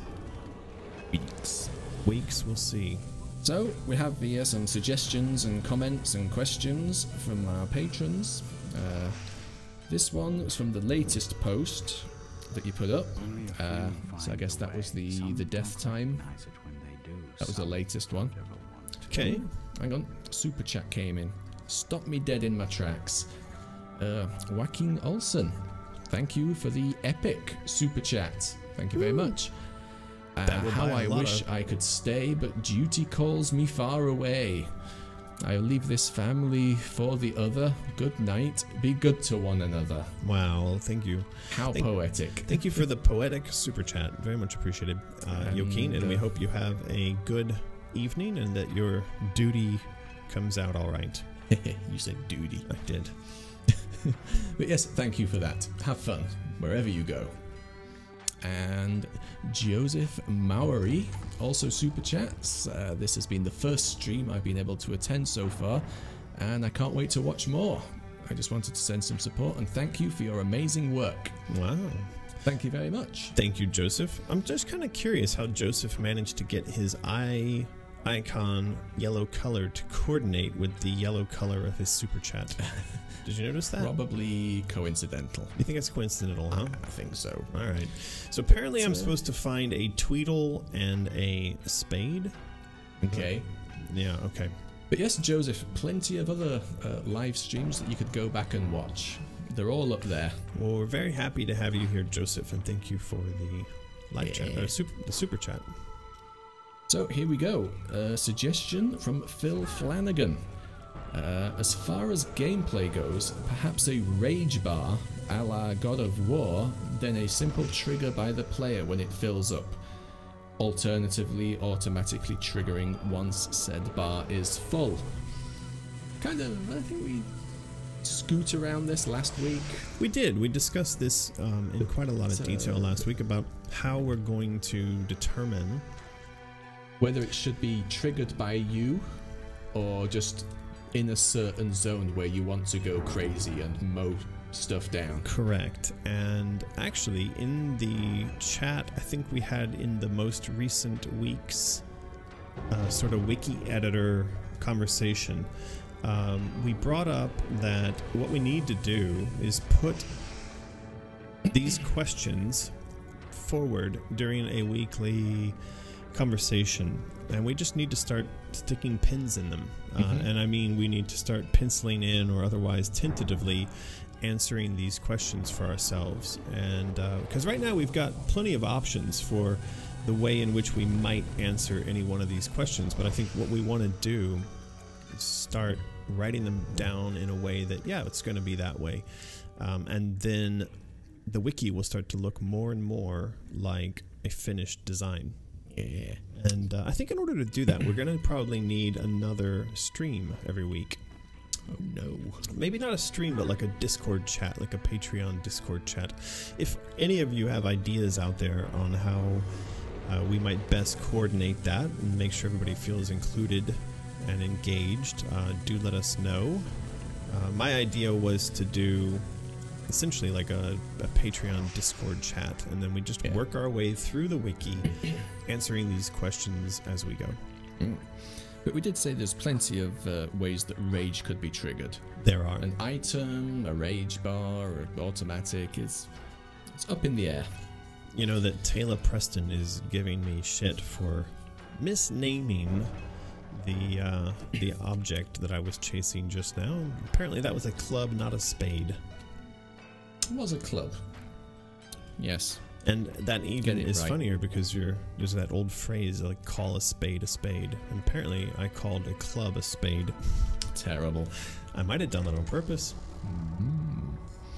Mr. Krios asks, what's the difference between her chaos mode and her rage mode?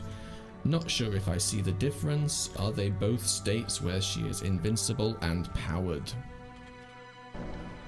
Yeah, well, I mean, there really isn't necessarily a very large difference between the two. They are, in essence, power-up destruction modes. They are, as I described them in the most recent Patreon post, her as a sort of lawnmower going out and running over her enemies in mass and making giant showers of blood. And so I think it's all about the name, and it's all about how it's triggered, and it's all about the visualization. And we may find that she has some combination of all of these. There may be some level where she actually gets a sort of rage box, an homage, and she may also find hysteria, and she may also find that chaos is present always. Still quite early. There you go. Lots of ideas. Noriel. I think it would be a cool idea if Alice could turn back time in this dress. So yes, it's the death time dress post. This could be handy with puzzles or sneaking in secret places where you shouldn't be spotted. Yeah. Well, I think, you know, as we talked about at the start of this stream, the general concept of being able to turn time back or otherwise manipulate time is a fantastic one. The issue we have to confront is the physics sort of dynamics issue. That is, turning back or messing with physics in a game, while it is doable, is also potentially problematic. It can introduce all kinds of unfortunate side effects, and so let the programmers and QA worry about that. Yeah, well, I mean, the general solution to that, and you see it, like I've mentioned before in the Zelda games, is that they only allow time manipulation within very limited environments.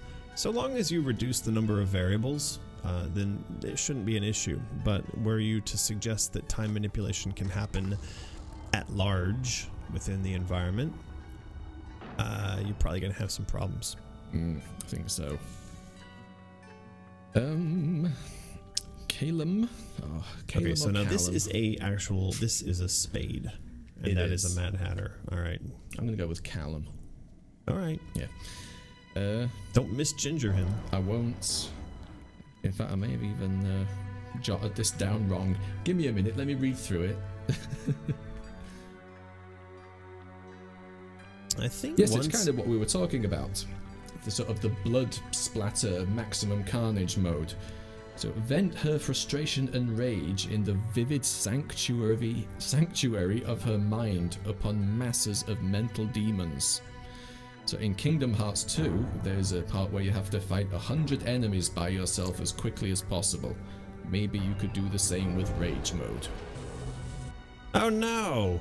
I accidentally shot the wrong... Are you kidding me? Do you have to go back and... No, because I saved. Stupid. Alright, Mad Hatter, and that is a spade. A spade is a spade. I have saved Anna Leper. I've saved many times. Good one. You just are missing it. It's so subtle now. So yeah, that's basically what we were just talking about. That the carnage stages or carnage mini games or whatever. Not a fan of having these as timed. I hate timed stuff when you're fighting. I agree. I also do not like timer countdowns in those kind of fight stages. I want to be able to go into a stage like that, and I want to be able to destroy everything and then mop the floor with everything and then walk around and leisurely kind of enjoy the fruits of my destruction. That is organs squelching underfoot. Yes. Yeah, some of the challenge levels in God of War. I don't think you got there yet, but yeah, they're timed. Kind of takes the enjoyment out of it for me. But yes, I guess they have to put some kind of challenge there. There you go.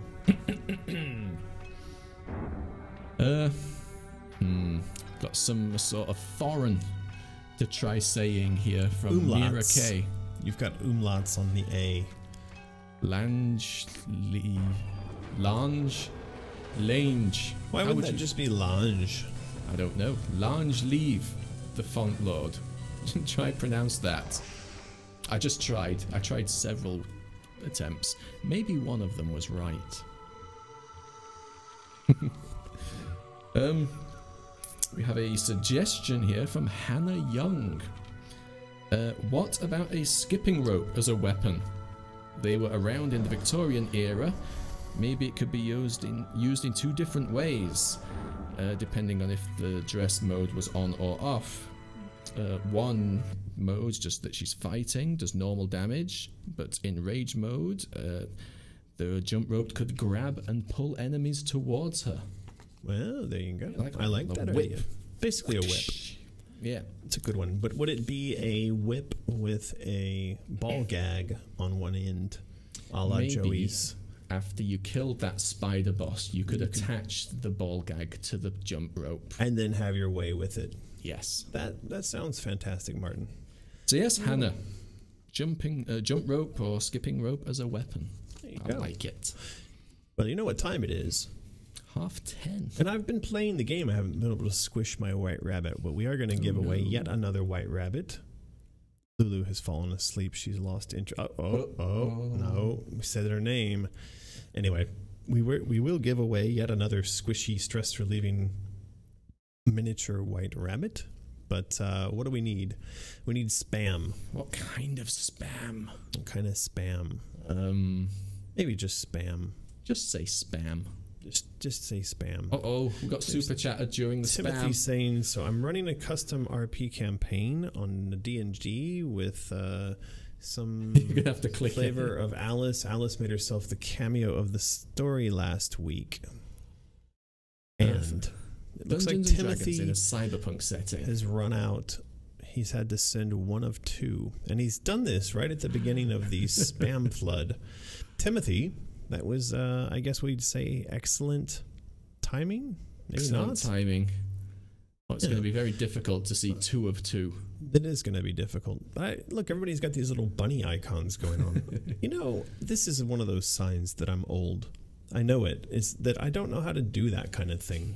When you see the kids doing that and you think, how do they do that? And then you... Wacky kids. I think it's something that YouTube and our phones and whatnot, they only enable if you were born after 1980. I think that's what's going on there. Just missed out. We did. It's ageism. This is like a millennials feature. And then if you're too old, screw you. You can't have funny icons on So YouTube. once the spam has finished, maybe... What was his name? Taylor? No. What was it? Click the... I want to scroll. So yes, once Timothy. we're done, maybe Timothy can send message 2 of 2 and we'll actually see it. There you go. Did you hear that, Timothy? After the spam flood, you can send the other message to follow up. But I reckon that's quite enough spam. You think so? Yeah. All right, here we go. Here we go. And Fernanda Rojas Langues. Write all that down. So congratulations, Fernanda. Is she kissing some sort of a monster face in her picture there? It looks like there's kissing... Chewbacca. No, it's the guy from Resident Evil. Oh, there you go. He sounds like someone who needs kisses.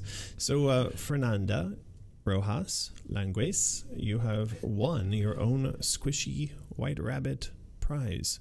So please do send an email to mysterious@americanmcgee.com.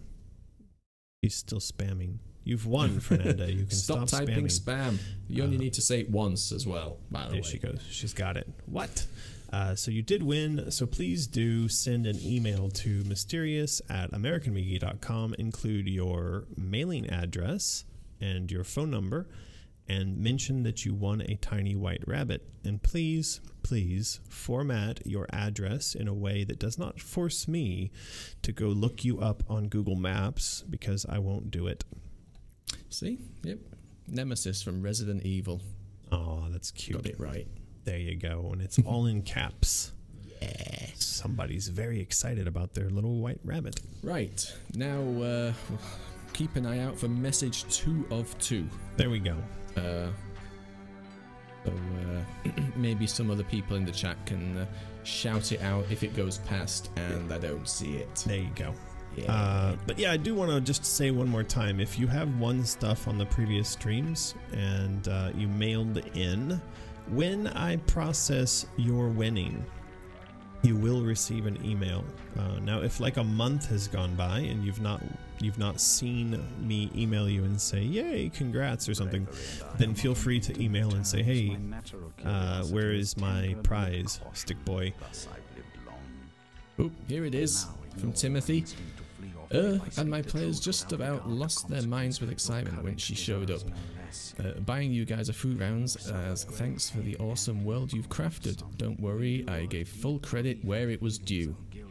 So basically, just running some role-playing, yes. Dungeons and Dragons, but in a cyberpunk world, and then Alice showed up. Wow. Very cool. Yeah, I can imagine. Oh, the Cheshire Cat just died. What? Yeah, that's a pretty dark scene. But thank you, Timothy Mio, for the super chat and for including Alice in your dungeon. It's fantastic. I actually had a fantastic idea of like a cameo in Alice, but it would have to be in the 4th game. I'll tell you later. I don't want to put it out there just yet because it's so good. Well, this might be the final boss battle, so I don't know that that you're gonna want to do that. Okay. I also recommend that our people in the chat start talking about what game we're gonna play next week. Okay. Because Alice is over. Now, I have seen people recommending that we play Madness Returns again, but I don't know that we want to go back and do that. No. That seems a bit silly. Look at that. Well, they can't. They can't see that, but just trust us. There was an amazing cinematic going on there. It was well beyond its years. It was just incredible. It was, I mean, it was sort of Steven Spielberg level of cinematic wonderfulness. Those tentacles. Tentacle lasers. Let's comment. We've gone to the clown post now. We're going to the comments on that. Woohoo! Mr. Krios again. Saying the clown thing looks very nice. Color scheme is really cool. The wig is also improved but prefers the first one. And the hips are no longer bell-shaped. That was quite a bone of contention, wasn't it? That did seem to bother a lot of people. And I also saw some people writing and saying, you know, calm the F down because that's not really her hips. That's more of like a corset. Yeah. And so it wasn't us trying to sort of make her look sexy. It was just a kind of reference to the style of the day. Yeah.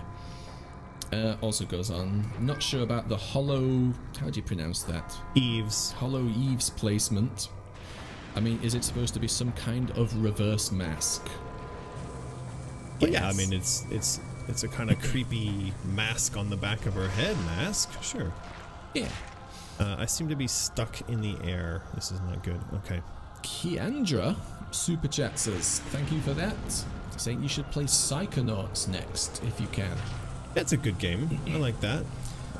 Sort of in the theme with us. Oh my god, have I just beat the game? Did you? I might have. Everyone in the stream has just seen a big screen full of red. Surely that you couldn't have done it that easy compared to how much difficulty you had earlier.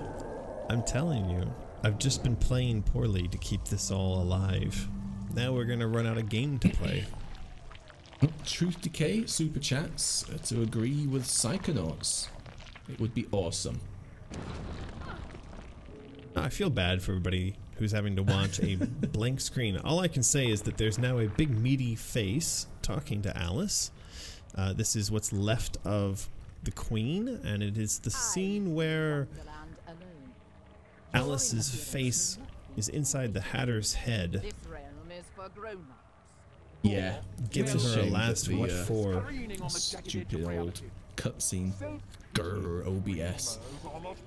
Alice on Elm Street while this is going on. Super chats. I never quick saved during my first American McGee's Alice playthrough. It was my first video game and I didn't even know I could. It happens. Sometimes an obvious thing is just not done. Yeah. I almost completed R-Type. You know the shoot 'em up? Very popular back in the day. Without knowing you could recall your ball back to the ship. No. Played the entire game without doing it. How weird. There you go. There you go. I'm distracted by Alice being yelled at by her subconscious. It's sort of the ego, the id, and the super ego all combined into one there. And they have just given Alice a bit of a yelling. I hope. And now that we're some more seeing a gameplay tentacle happens. monster. Yeah, there's one more phase where Alright. sort of it's just Alice versus the tentacle monster. Okay. Oh, and I fell in a hole. Yay! It's Alice versus the impenetrable darkness. Taylor Gowan says Franbo and Little Nightmares seem popular. They do. Those names come up a lot. I hope I can skip past this now. I hope you can skip past this now. Yeah, because I mean that was Who would design a game that you couldn't do that on? me. I would do that. I would do that Jeez, to Rick. myself. Marjorie Roper is back with a super chat. Thank you for that. My favourite video game outside of your Alice series is definitely Frambo. I highly recommend you all play whether it's on live stream or not. It's interesting. The Franbo has come up quite a bit, and I think I've mentioned before that the creator of Franbo has reached out to me, and she's actually specifically called out Alice, the Alice games, as inspiration for her work on Franbo. So there seems to be a bit of a crossover there. That might have to be the next thing that we play. You want to write that down? Jot that down. Jot it down. Jolly So, well. Meanwhile, we have a super chat from Ryder Studios who sends $10 and says, I'm doing something similar. We're doing Vampire the Masquerade, and I'm basing my character off of Alice. She's a Malkavian, with insanity being a key element to the character. Cheshire will be there. Wow. Very cool. Who knew? Wonder how often Alice gets put into people's role-playing games. Apparently a lot. I'm not sure, but on this question of credit, we did have a bit of a drama last week. Chaussette sends in Canadian $2 and says, Among the Sleep would be a great game to stream. Sure, it's a good one. Is it? I have had that, I've seen that recommended a few times. Okay. But let's put Franbo at the top. I have. And then we can put Among the Sleep also there. Lucas Severin super chat says, thank you. And so we, the insane children, spammed on game suggestions from Shanghai to Japan to Europe to America, going spam, spam, spam, spammity spam. Wonderful spam. Wow. You like spam, don't you? Spam is good. I do actually. I eat Japanese spam quite often for breakfast. There's a Japanese market not far from here, and they have excellent, super high quality Japanese spam. Is it different than Western spam? Well, yeah, it's made out of Japanese chopped up pig butts and pig ears, and I fell in a hole. So yes, it's you know, spam is spam. It's just where does your pig butt come from? So I do want to mention really quickly though that there was this bit of drama last week. Okay, go for the drama. And that was, it was sort of begun by Omri, because if you've been following our progressions, you'll know that Omri has been doing these sort of like celebrities as Alice kind of image mock-ups, I guess you'd call them. And I just fell in a hole again.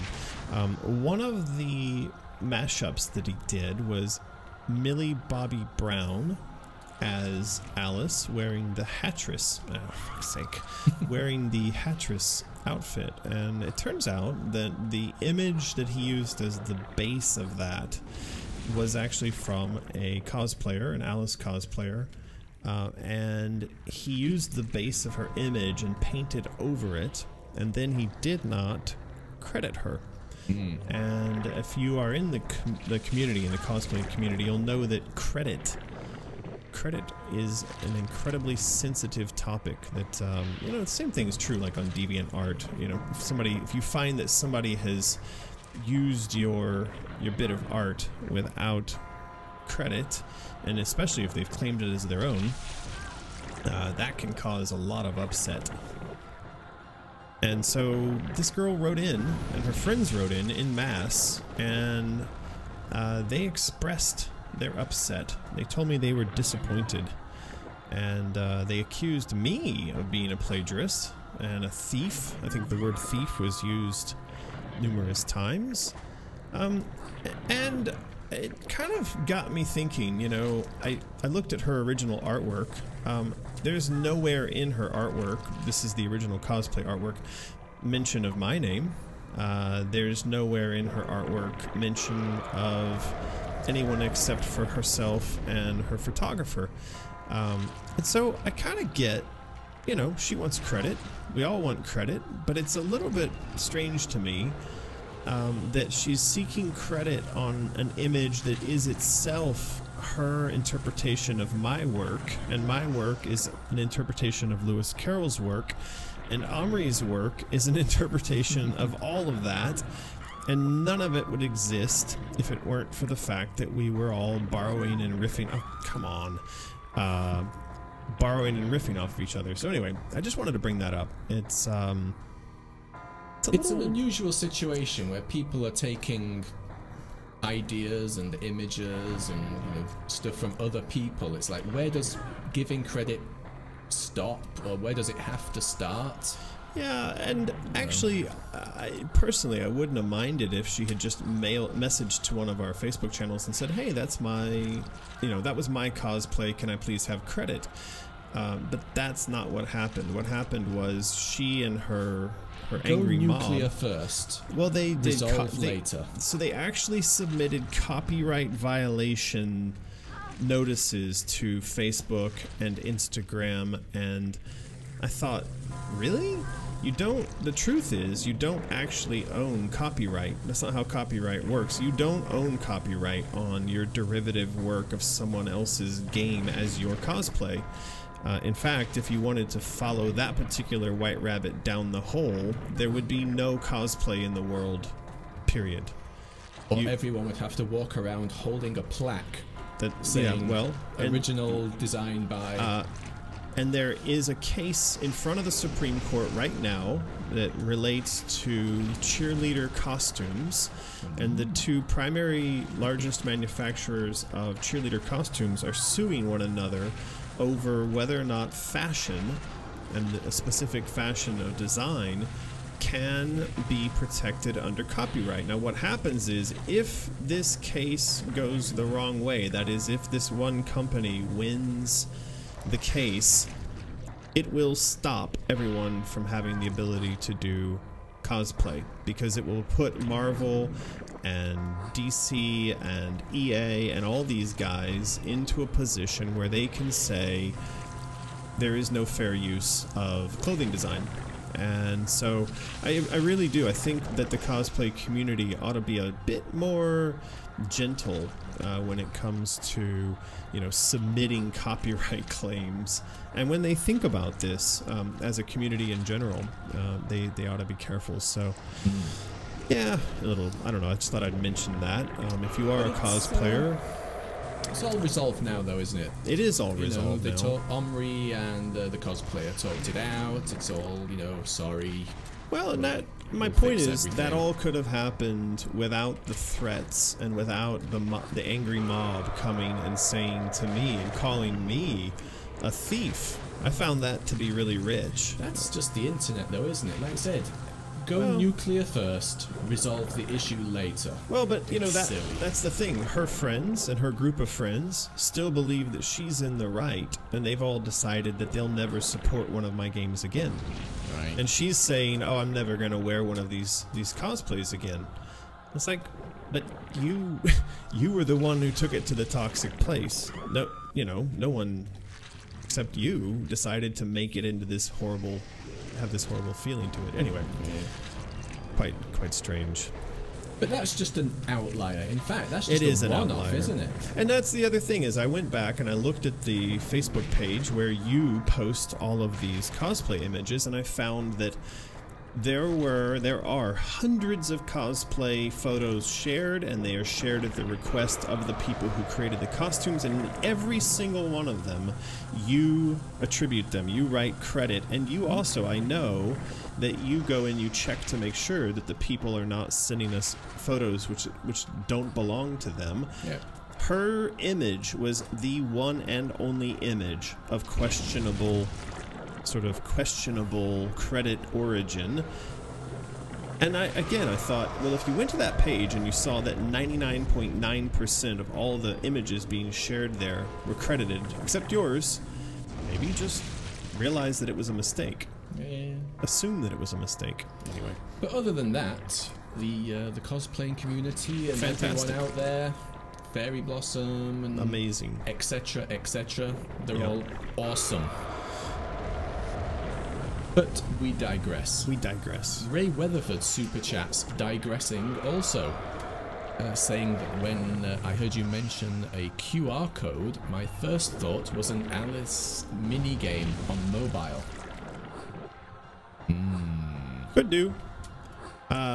This is, you know, part and parcel of the license that we're getting in place with EA. Oh, that's a thing. It's We only a did little get an thing. email. I should have mentioned that. There was an email that came through last night from our EA guy, and he's back from vacation, and he said, I wanted to let you know that I'm back and that the discussions internally continue, and I'll be getting in touch with you soon.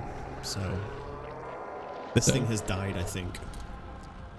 So have you beat the game? I might have just turned that guy into a big shower of meat. Wow. And now we're in a cutscene again. This is actually a video cutscene. It's not, it's an FMV. I love how the cutscene only appears in the section of the box where the subtitles are. But for those of you who can't see what's happening, all of Wonderland is turning green and happy. It's true. Everybody's being transformed into Blue skies. wonderfulness. The swamp's looking pretty. You know, I think it's funny that, you know, you guys think maybe American can't play his own game, but if you watch the timing of these episodes, I did just line up the finishing of the game with the finishing of the live stream. Not quite yet. Martin's writing down a note over here. Yeah. F you. You just can't play. We did it. We killed the monster. And now Alice is picking up her cat, who, by the way, murdered your fucking family. I mean, really, how is the cat still there? If I would have killed the cat, if, you know? Anyway. This is the credits. They that did dream. Are we going to see anyone good on here? Anyone that we might know? American is right Other than there. you. Oh, Jesus. Yeah, these guys. And, you know, it's interesting because this was a great team that we had. I'd say this was back when EA was quite great, to be honest with you. We had a wonderful team, and we got a lot of good stuff done. And this was, of course, a collaboration between Rogue Entertainment, who you can see their little icon here. They are no more. But Rogue did exist as a development studio in the same hallway as id Software in Mesquite, Texas, which is how I knew those guys and why we ended up using id Tech combined with the Fact 2 engine to build this product. My good friend Jim Molinets, who last I checked was now working over at Sony, I think down in San Diego. He was the lead sort of studio owner there. There is, of course, Chris Verna, who has written back. He's just moved to, I think he said Kentucky. And he's taking up a teaching position at a university there. He is going to join us on an upcoming live stream. And, of course, there's Roger Jackson. He also says he would love to join us soon. So we will be getting them to join our live streams. Yeah. Maybe we should do a game that Roger also did voices in. We'll have to find another game where the kind of Roger Jackson crossover. Okay. A super chat just came in from Alec Jenry McLaughlin. Thank you very much. Congrats again, McGee. Treat yourself again. Any chance you play Quake? Pretty please. I'd love to play Quake. I just don't know. This was actually a question we had the other day. Do people care what we play? That's a very good question. Yeah, does it have to be an American McGee game for you to be interested, or just any old game is fine? Yeah, that's a very valid question, because there are a bunch of games we would like to play that maybe some of them are kind of silly, And I'd be kind of curious to know, does the game have to have any relationship to the type of thing that we're building for Asylum, or can it just be a thing going on in the background? This also came up because we got a strange email from a large Chinese corporation saying that they have their Chinese, I believe they would be online multiplayer games, but they wanted to know if we would be willing to play some of their games while we live stream and talk about Alice. And so I thought that was a bit of a weird one, but I'm curious to know what you feel, you know? You don't seem to mind. Yeah. But I think playing Doom or Quake would be really fun. We've played those on our early live streams, and I really like those games. Did some Doom. They are really good. Remember.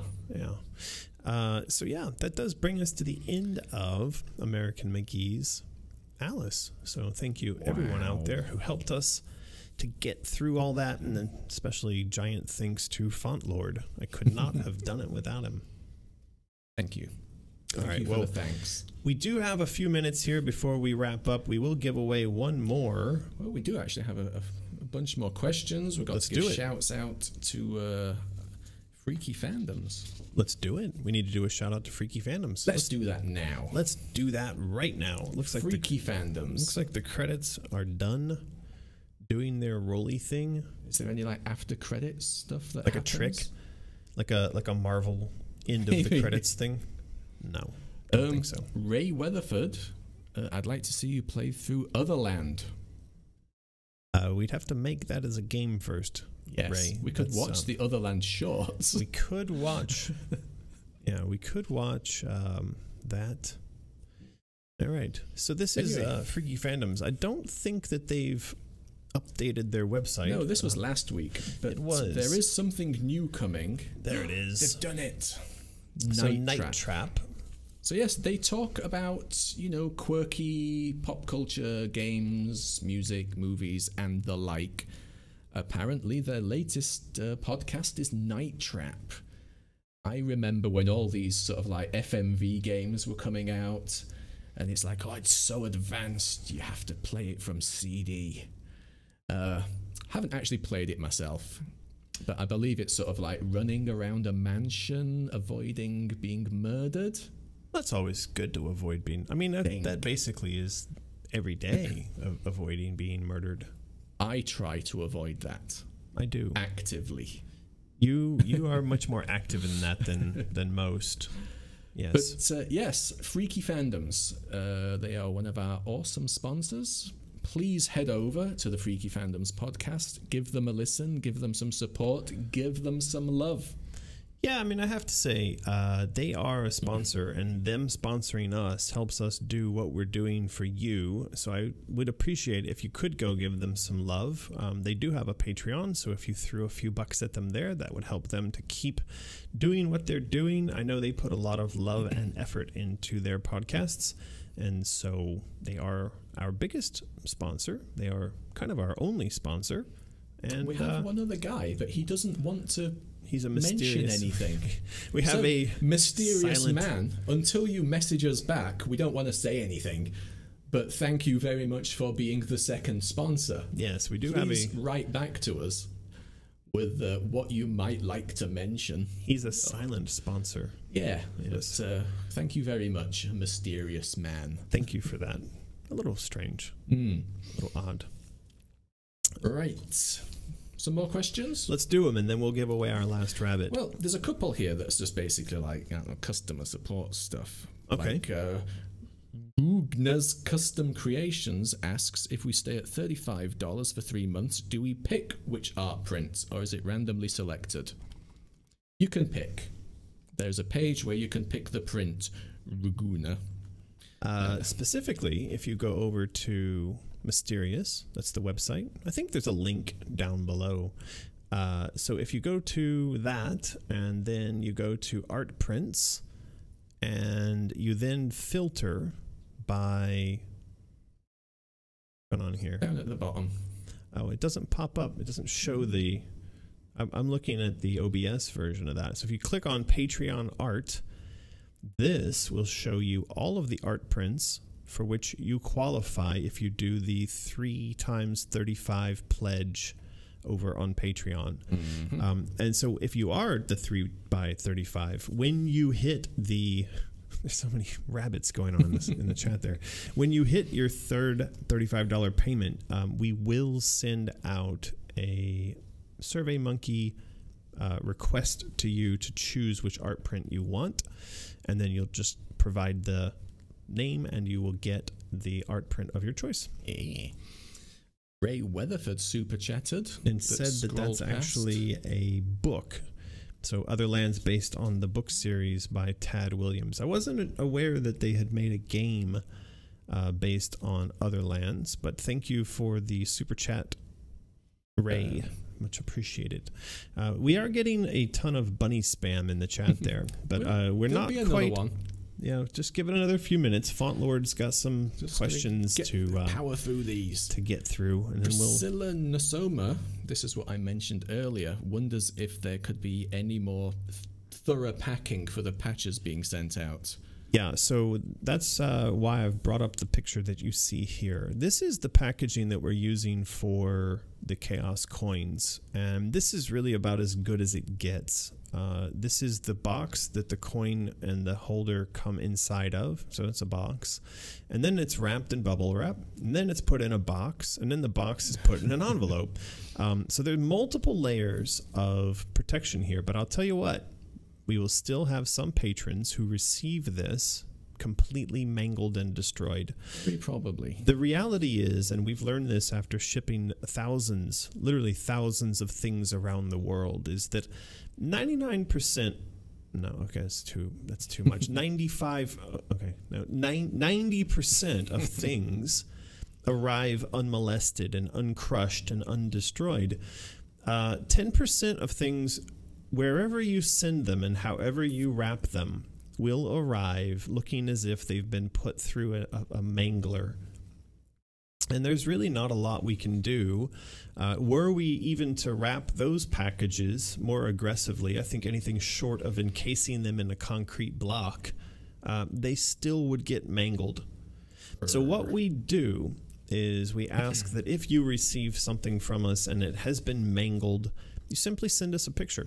And in the case of the art prints, we'll ask that you send a picture of it mangled, and then that you destroy it and send a picture of it destroyed, and then we will send you a replacement. The same thing is true of the Chaos coin or the embroidered patches.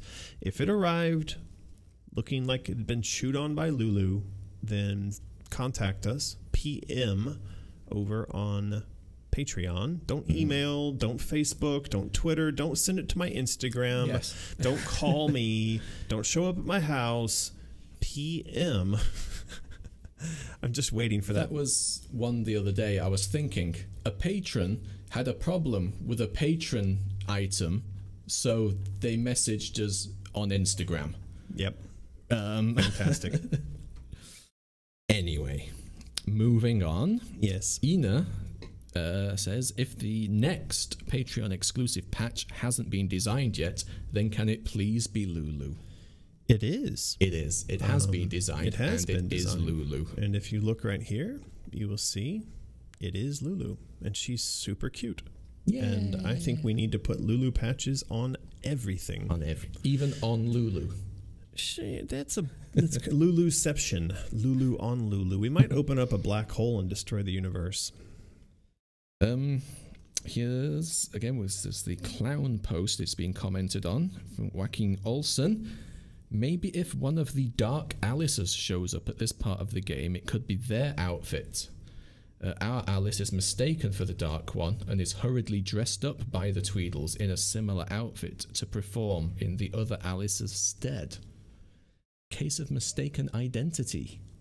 But I get this. This is a fairly kind of typical twins or doppelganger trope. If you've watched ever any of the classic Star Trek episodes, or even the not so classic Star Trek episodes, they do have these. I mean, those are always kind of in space dramas where there's two of the same character, and then one person has a phaser which only works on kill for some reason, and they have to decide which Captain Kirk to disintegrate or which Picard. Well, the one without the goatee. the one. Well, usually the one with the goatee is the evil one. Yes. But you're referring to Bender, I think. Isn't it Bender that has the little? Is it? Yeah, it's Bender Flexo. and Flexo, and Flexo has the little removable magnetic goatee. Yeah. Maybe I'm we not ought a to big give that fan to of Alice. that trope. Let's give Alice a little magnetic removable Flexo goatee. You're not a fan. The evil twin causing shenanigans, really winds me up, this trope. I just don't like watching it in shows. Fair enough. I just don't think it would ever work. This comment, which came from whom? Joaquin Olsen. Our good friend Joaquin. But Joaquin does bring up what I think is an excellent point, which is that the point of this game is that Alice is fighting against and must reintegrate her shadow self. And so it does definitely open up opportunity for, actually it could solve several. Like, for instance, we've just had the question of why would the March Hare and the Mad Hatter in their funky little car attack Alice? It could be that they were attacked. That the by shadow evil Alice. By Bender. What's he called? Flexo. Oh, Flexo. So Flexo Alice. That's a pretty good one. And Alice on M Street has also said maybe she's chasing Dark Alice throughout the game. All the characters keep mistaking her, which is exactly what we just said. I do like that. I like that idea quite a lot. She would get really exasperated by it and tell everyone to get bent. And Rachel Garza points out that Bart also had an evil twin in the Treehouse of Horror episode. It turns out Bart was the evil twin, not Hugo. And of course, in that episode, I think Hugo is the one who gets the axe. And of course, evil twin Bart continues to live. It's a trope, and it's not a bad trope. And I think as long as I think this is one of those tropes that people groan at if at the very end of the game we're like, haha, you've been fooled all along because this was her twin. Everybody playing the game would throw their controller through the screen. They'd be like, F you. But get bent, you old benter.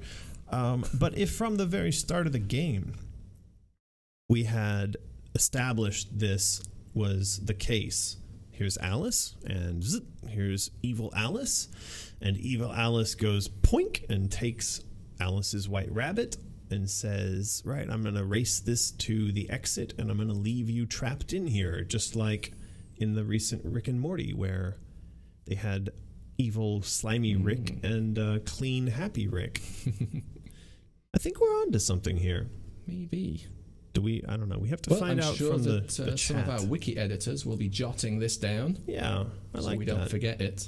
I really like that. And speaking of which, Discord and wiki stuff, the final thing I have down here from Sarah Heist thinks that in Discord suggests there is a channel for serious topics and talk about psychological issues and such.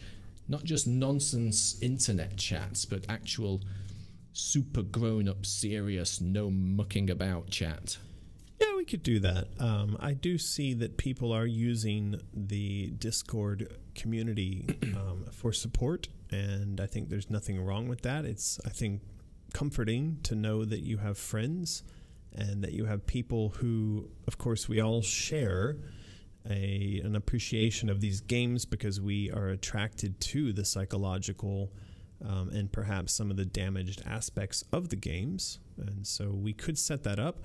What I'd want to be careful though, and I kind of had this thought when I was I leave Discord open now, and I see people come in and they drop in and they vent their problems. I've had a bad day, or this awful thing happened. One of my concerns is we are not, nor are our community moderators, sort of licensed professionals when it comes to dealing with and approaching these kinds of topics. And I think as much as we want to help and we want to be there for one another, we also, I think, need to be careful that, one, we don't put ourselves out as an official source of that kind of support for someone who is in true need, The other point I want to make is that if we open up a channel where it's sort of like, come and share your gripes, there are people who kind of get off on. This would be the Munchausen by proxy, life is bad, woe is me, and they're looking for a kind of feedback from people. Yeah. I would want to make sure that we did something that could kind of limit that, because otherwise you will get people who feed off of being drama.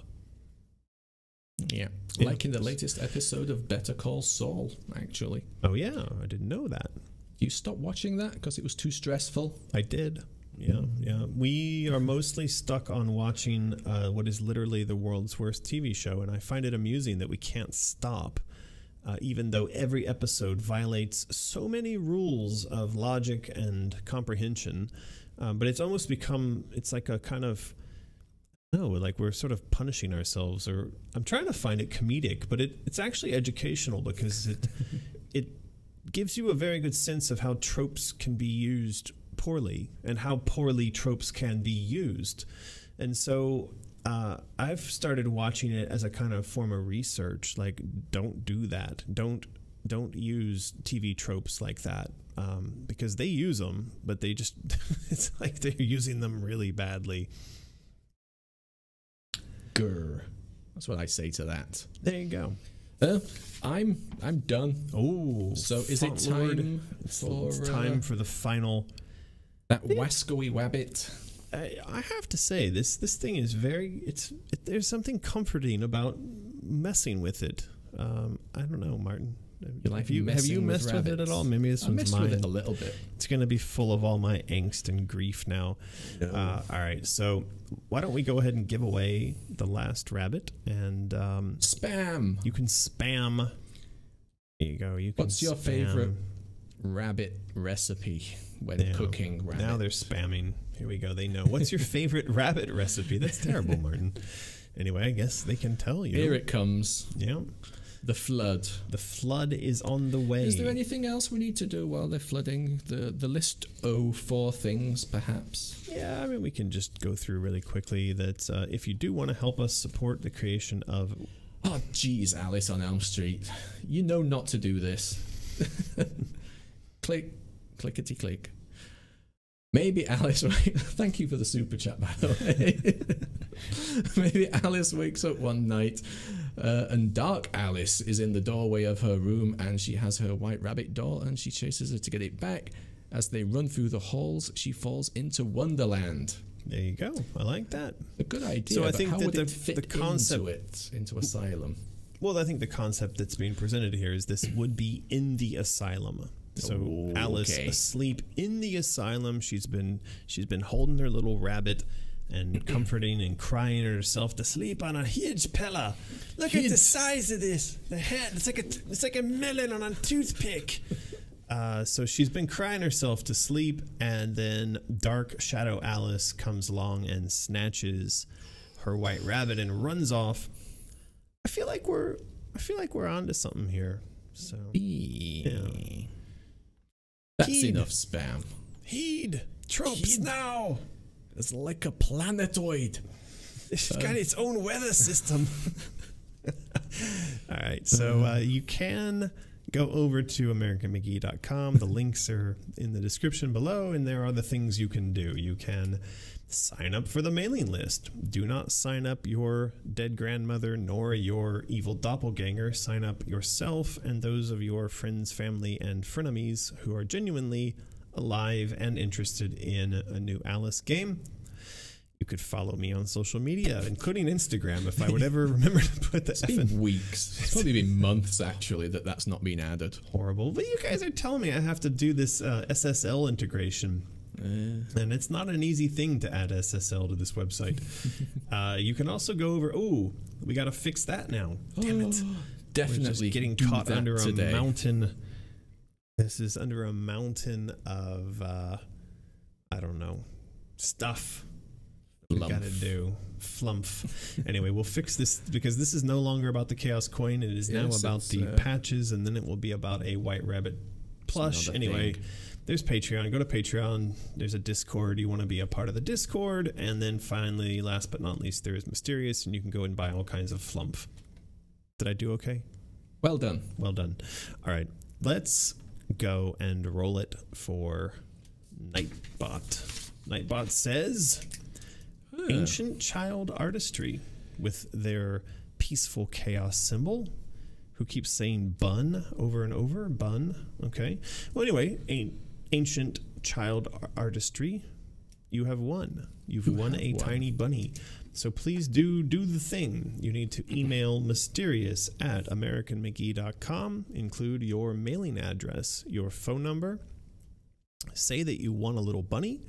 Please do format your address in a way that allows me to easily enter that into the shipping system. If I have to expend any effort at all other than copy and paste, you will not receive your prize.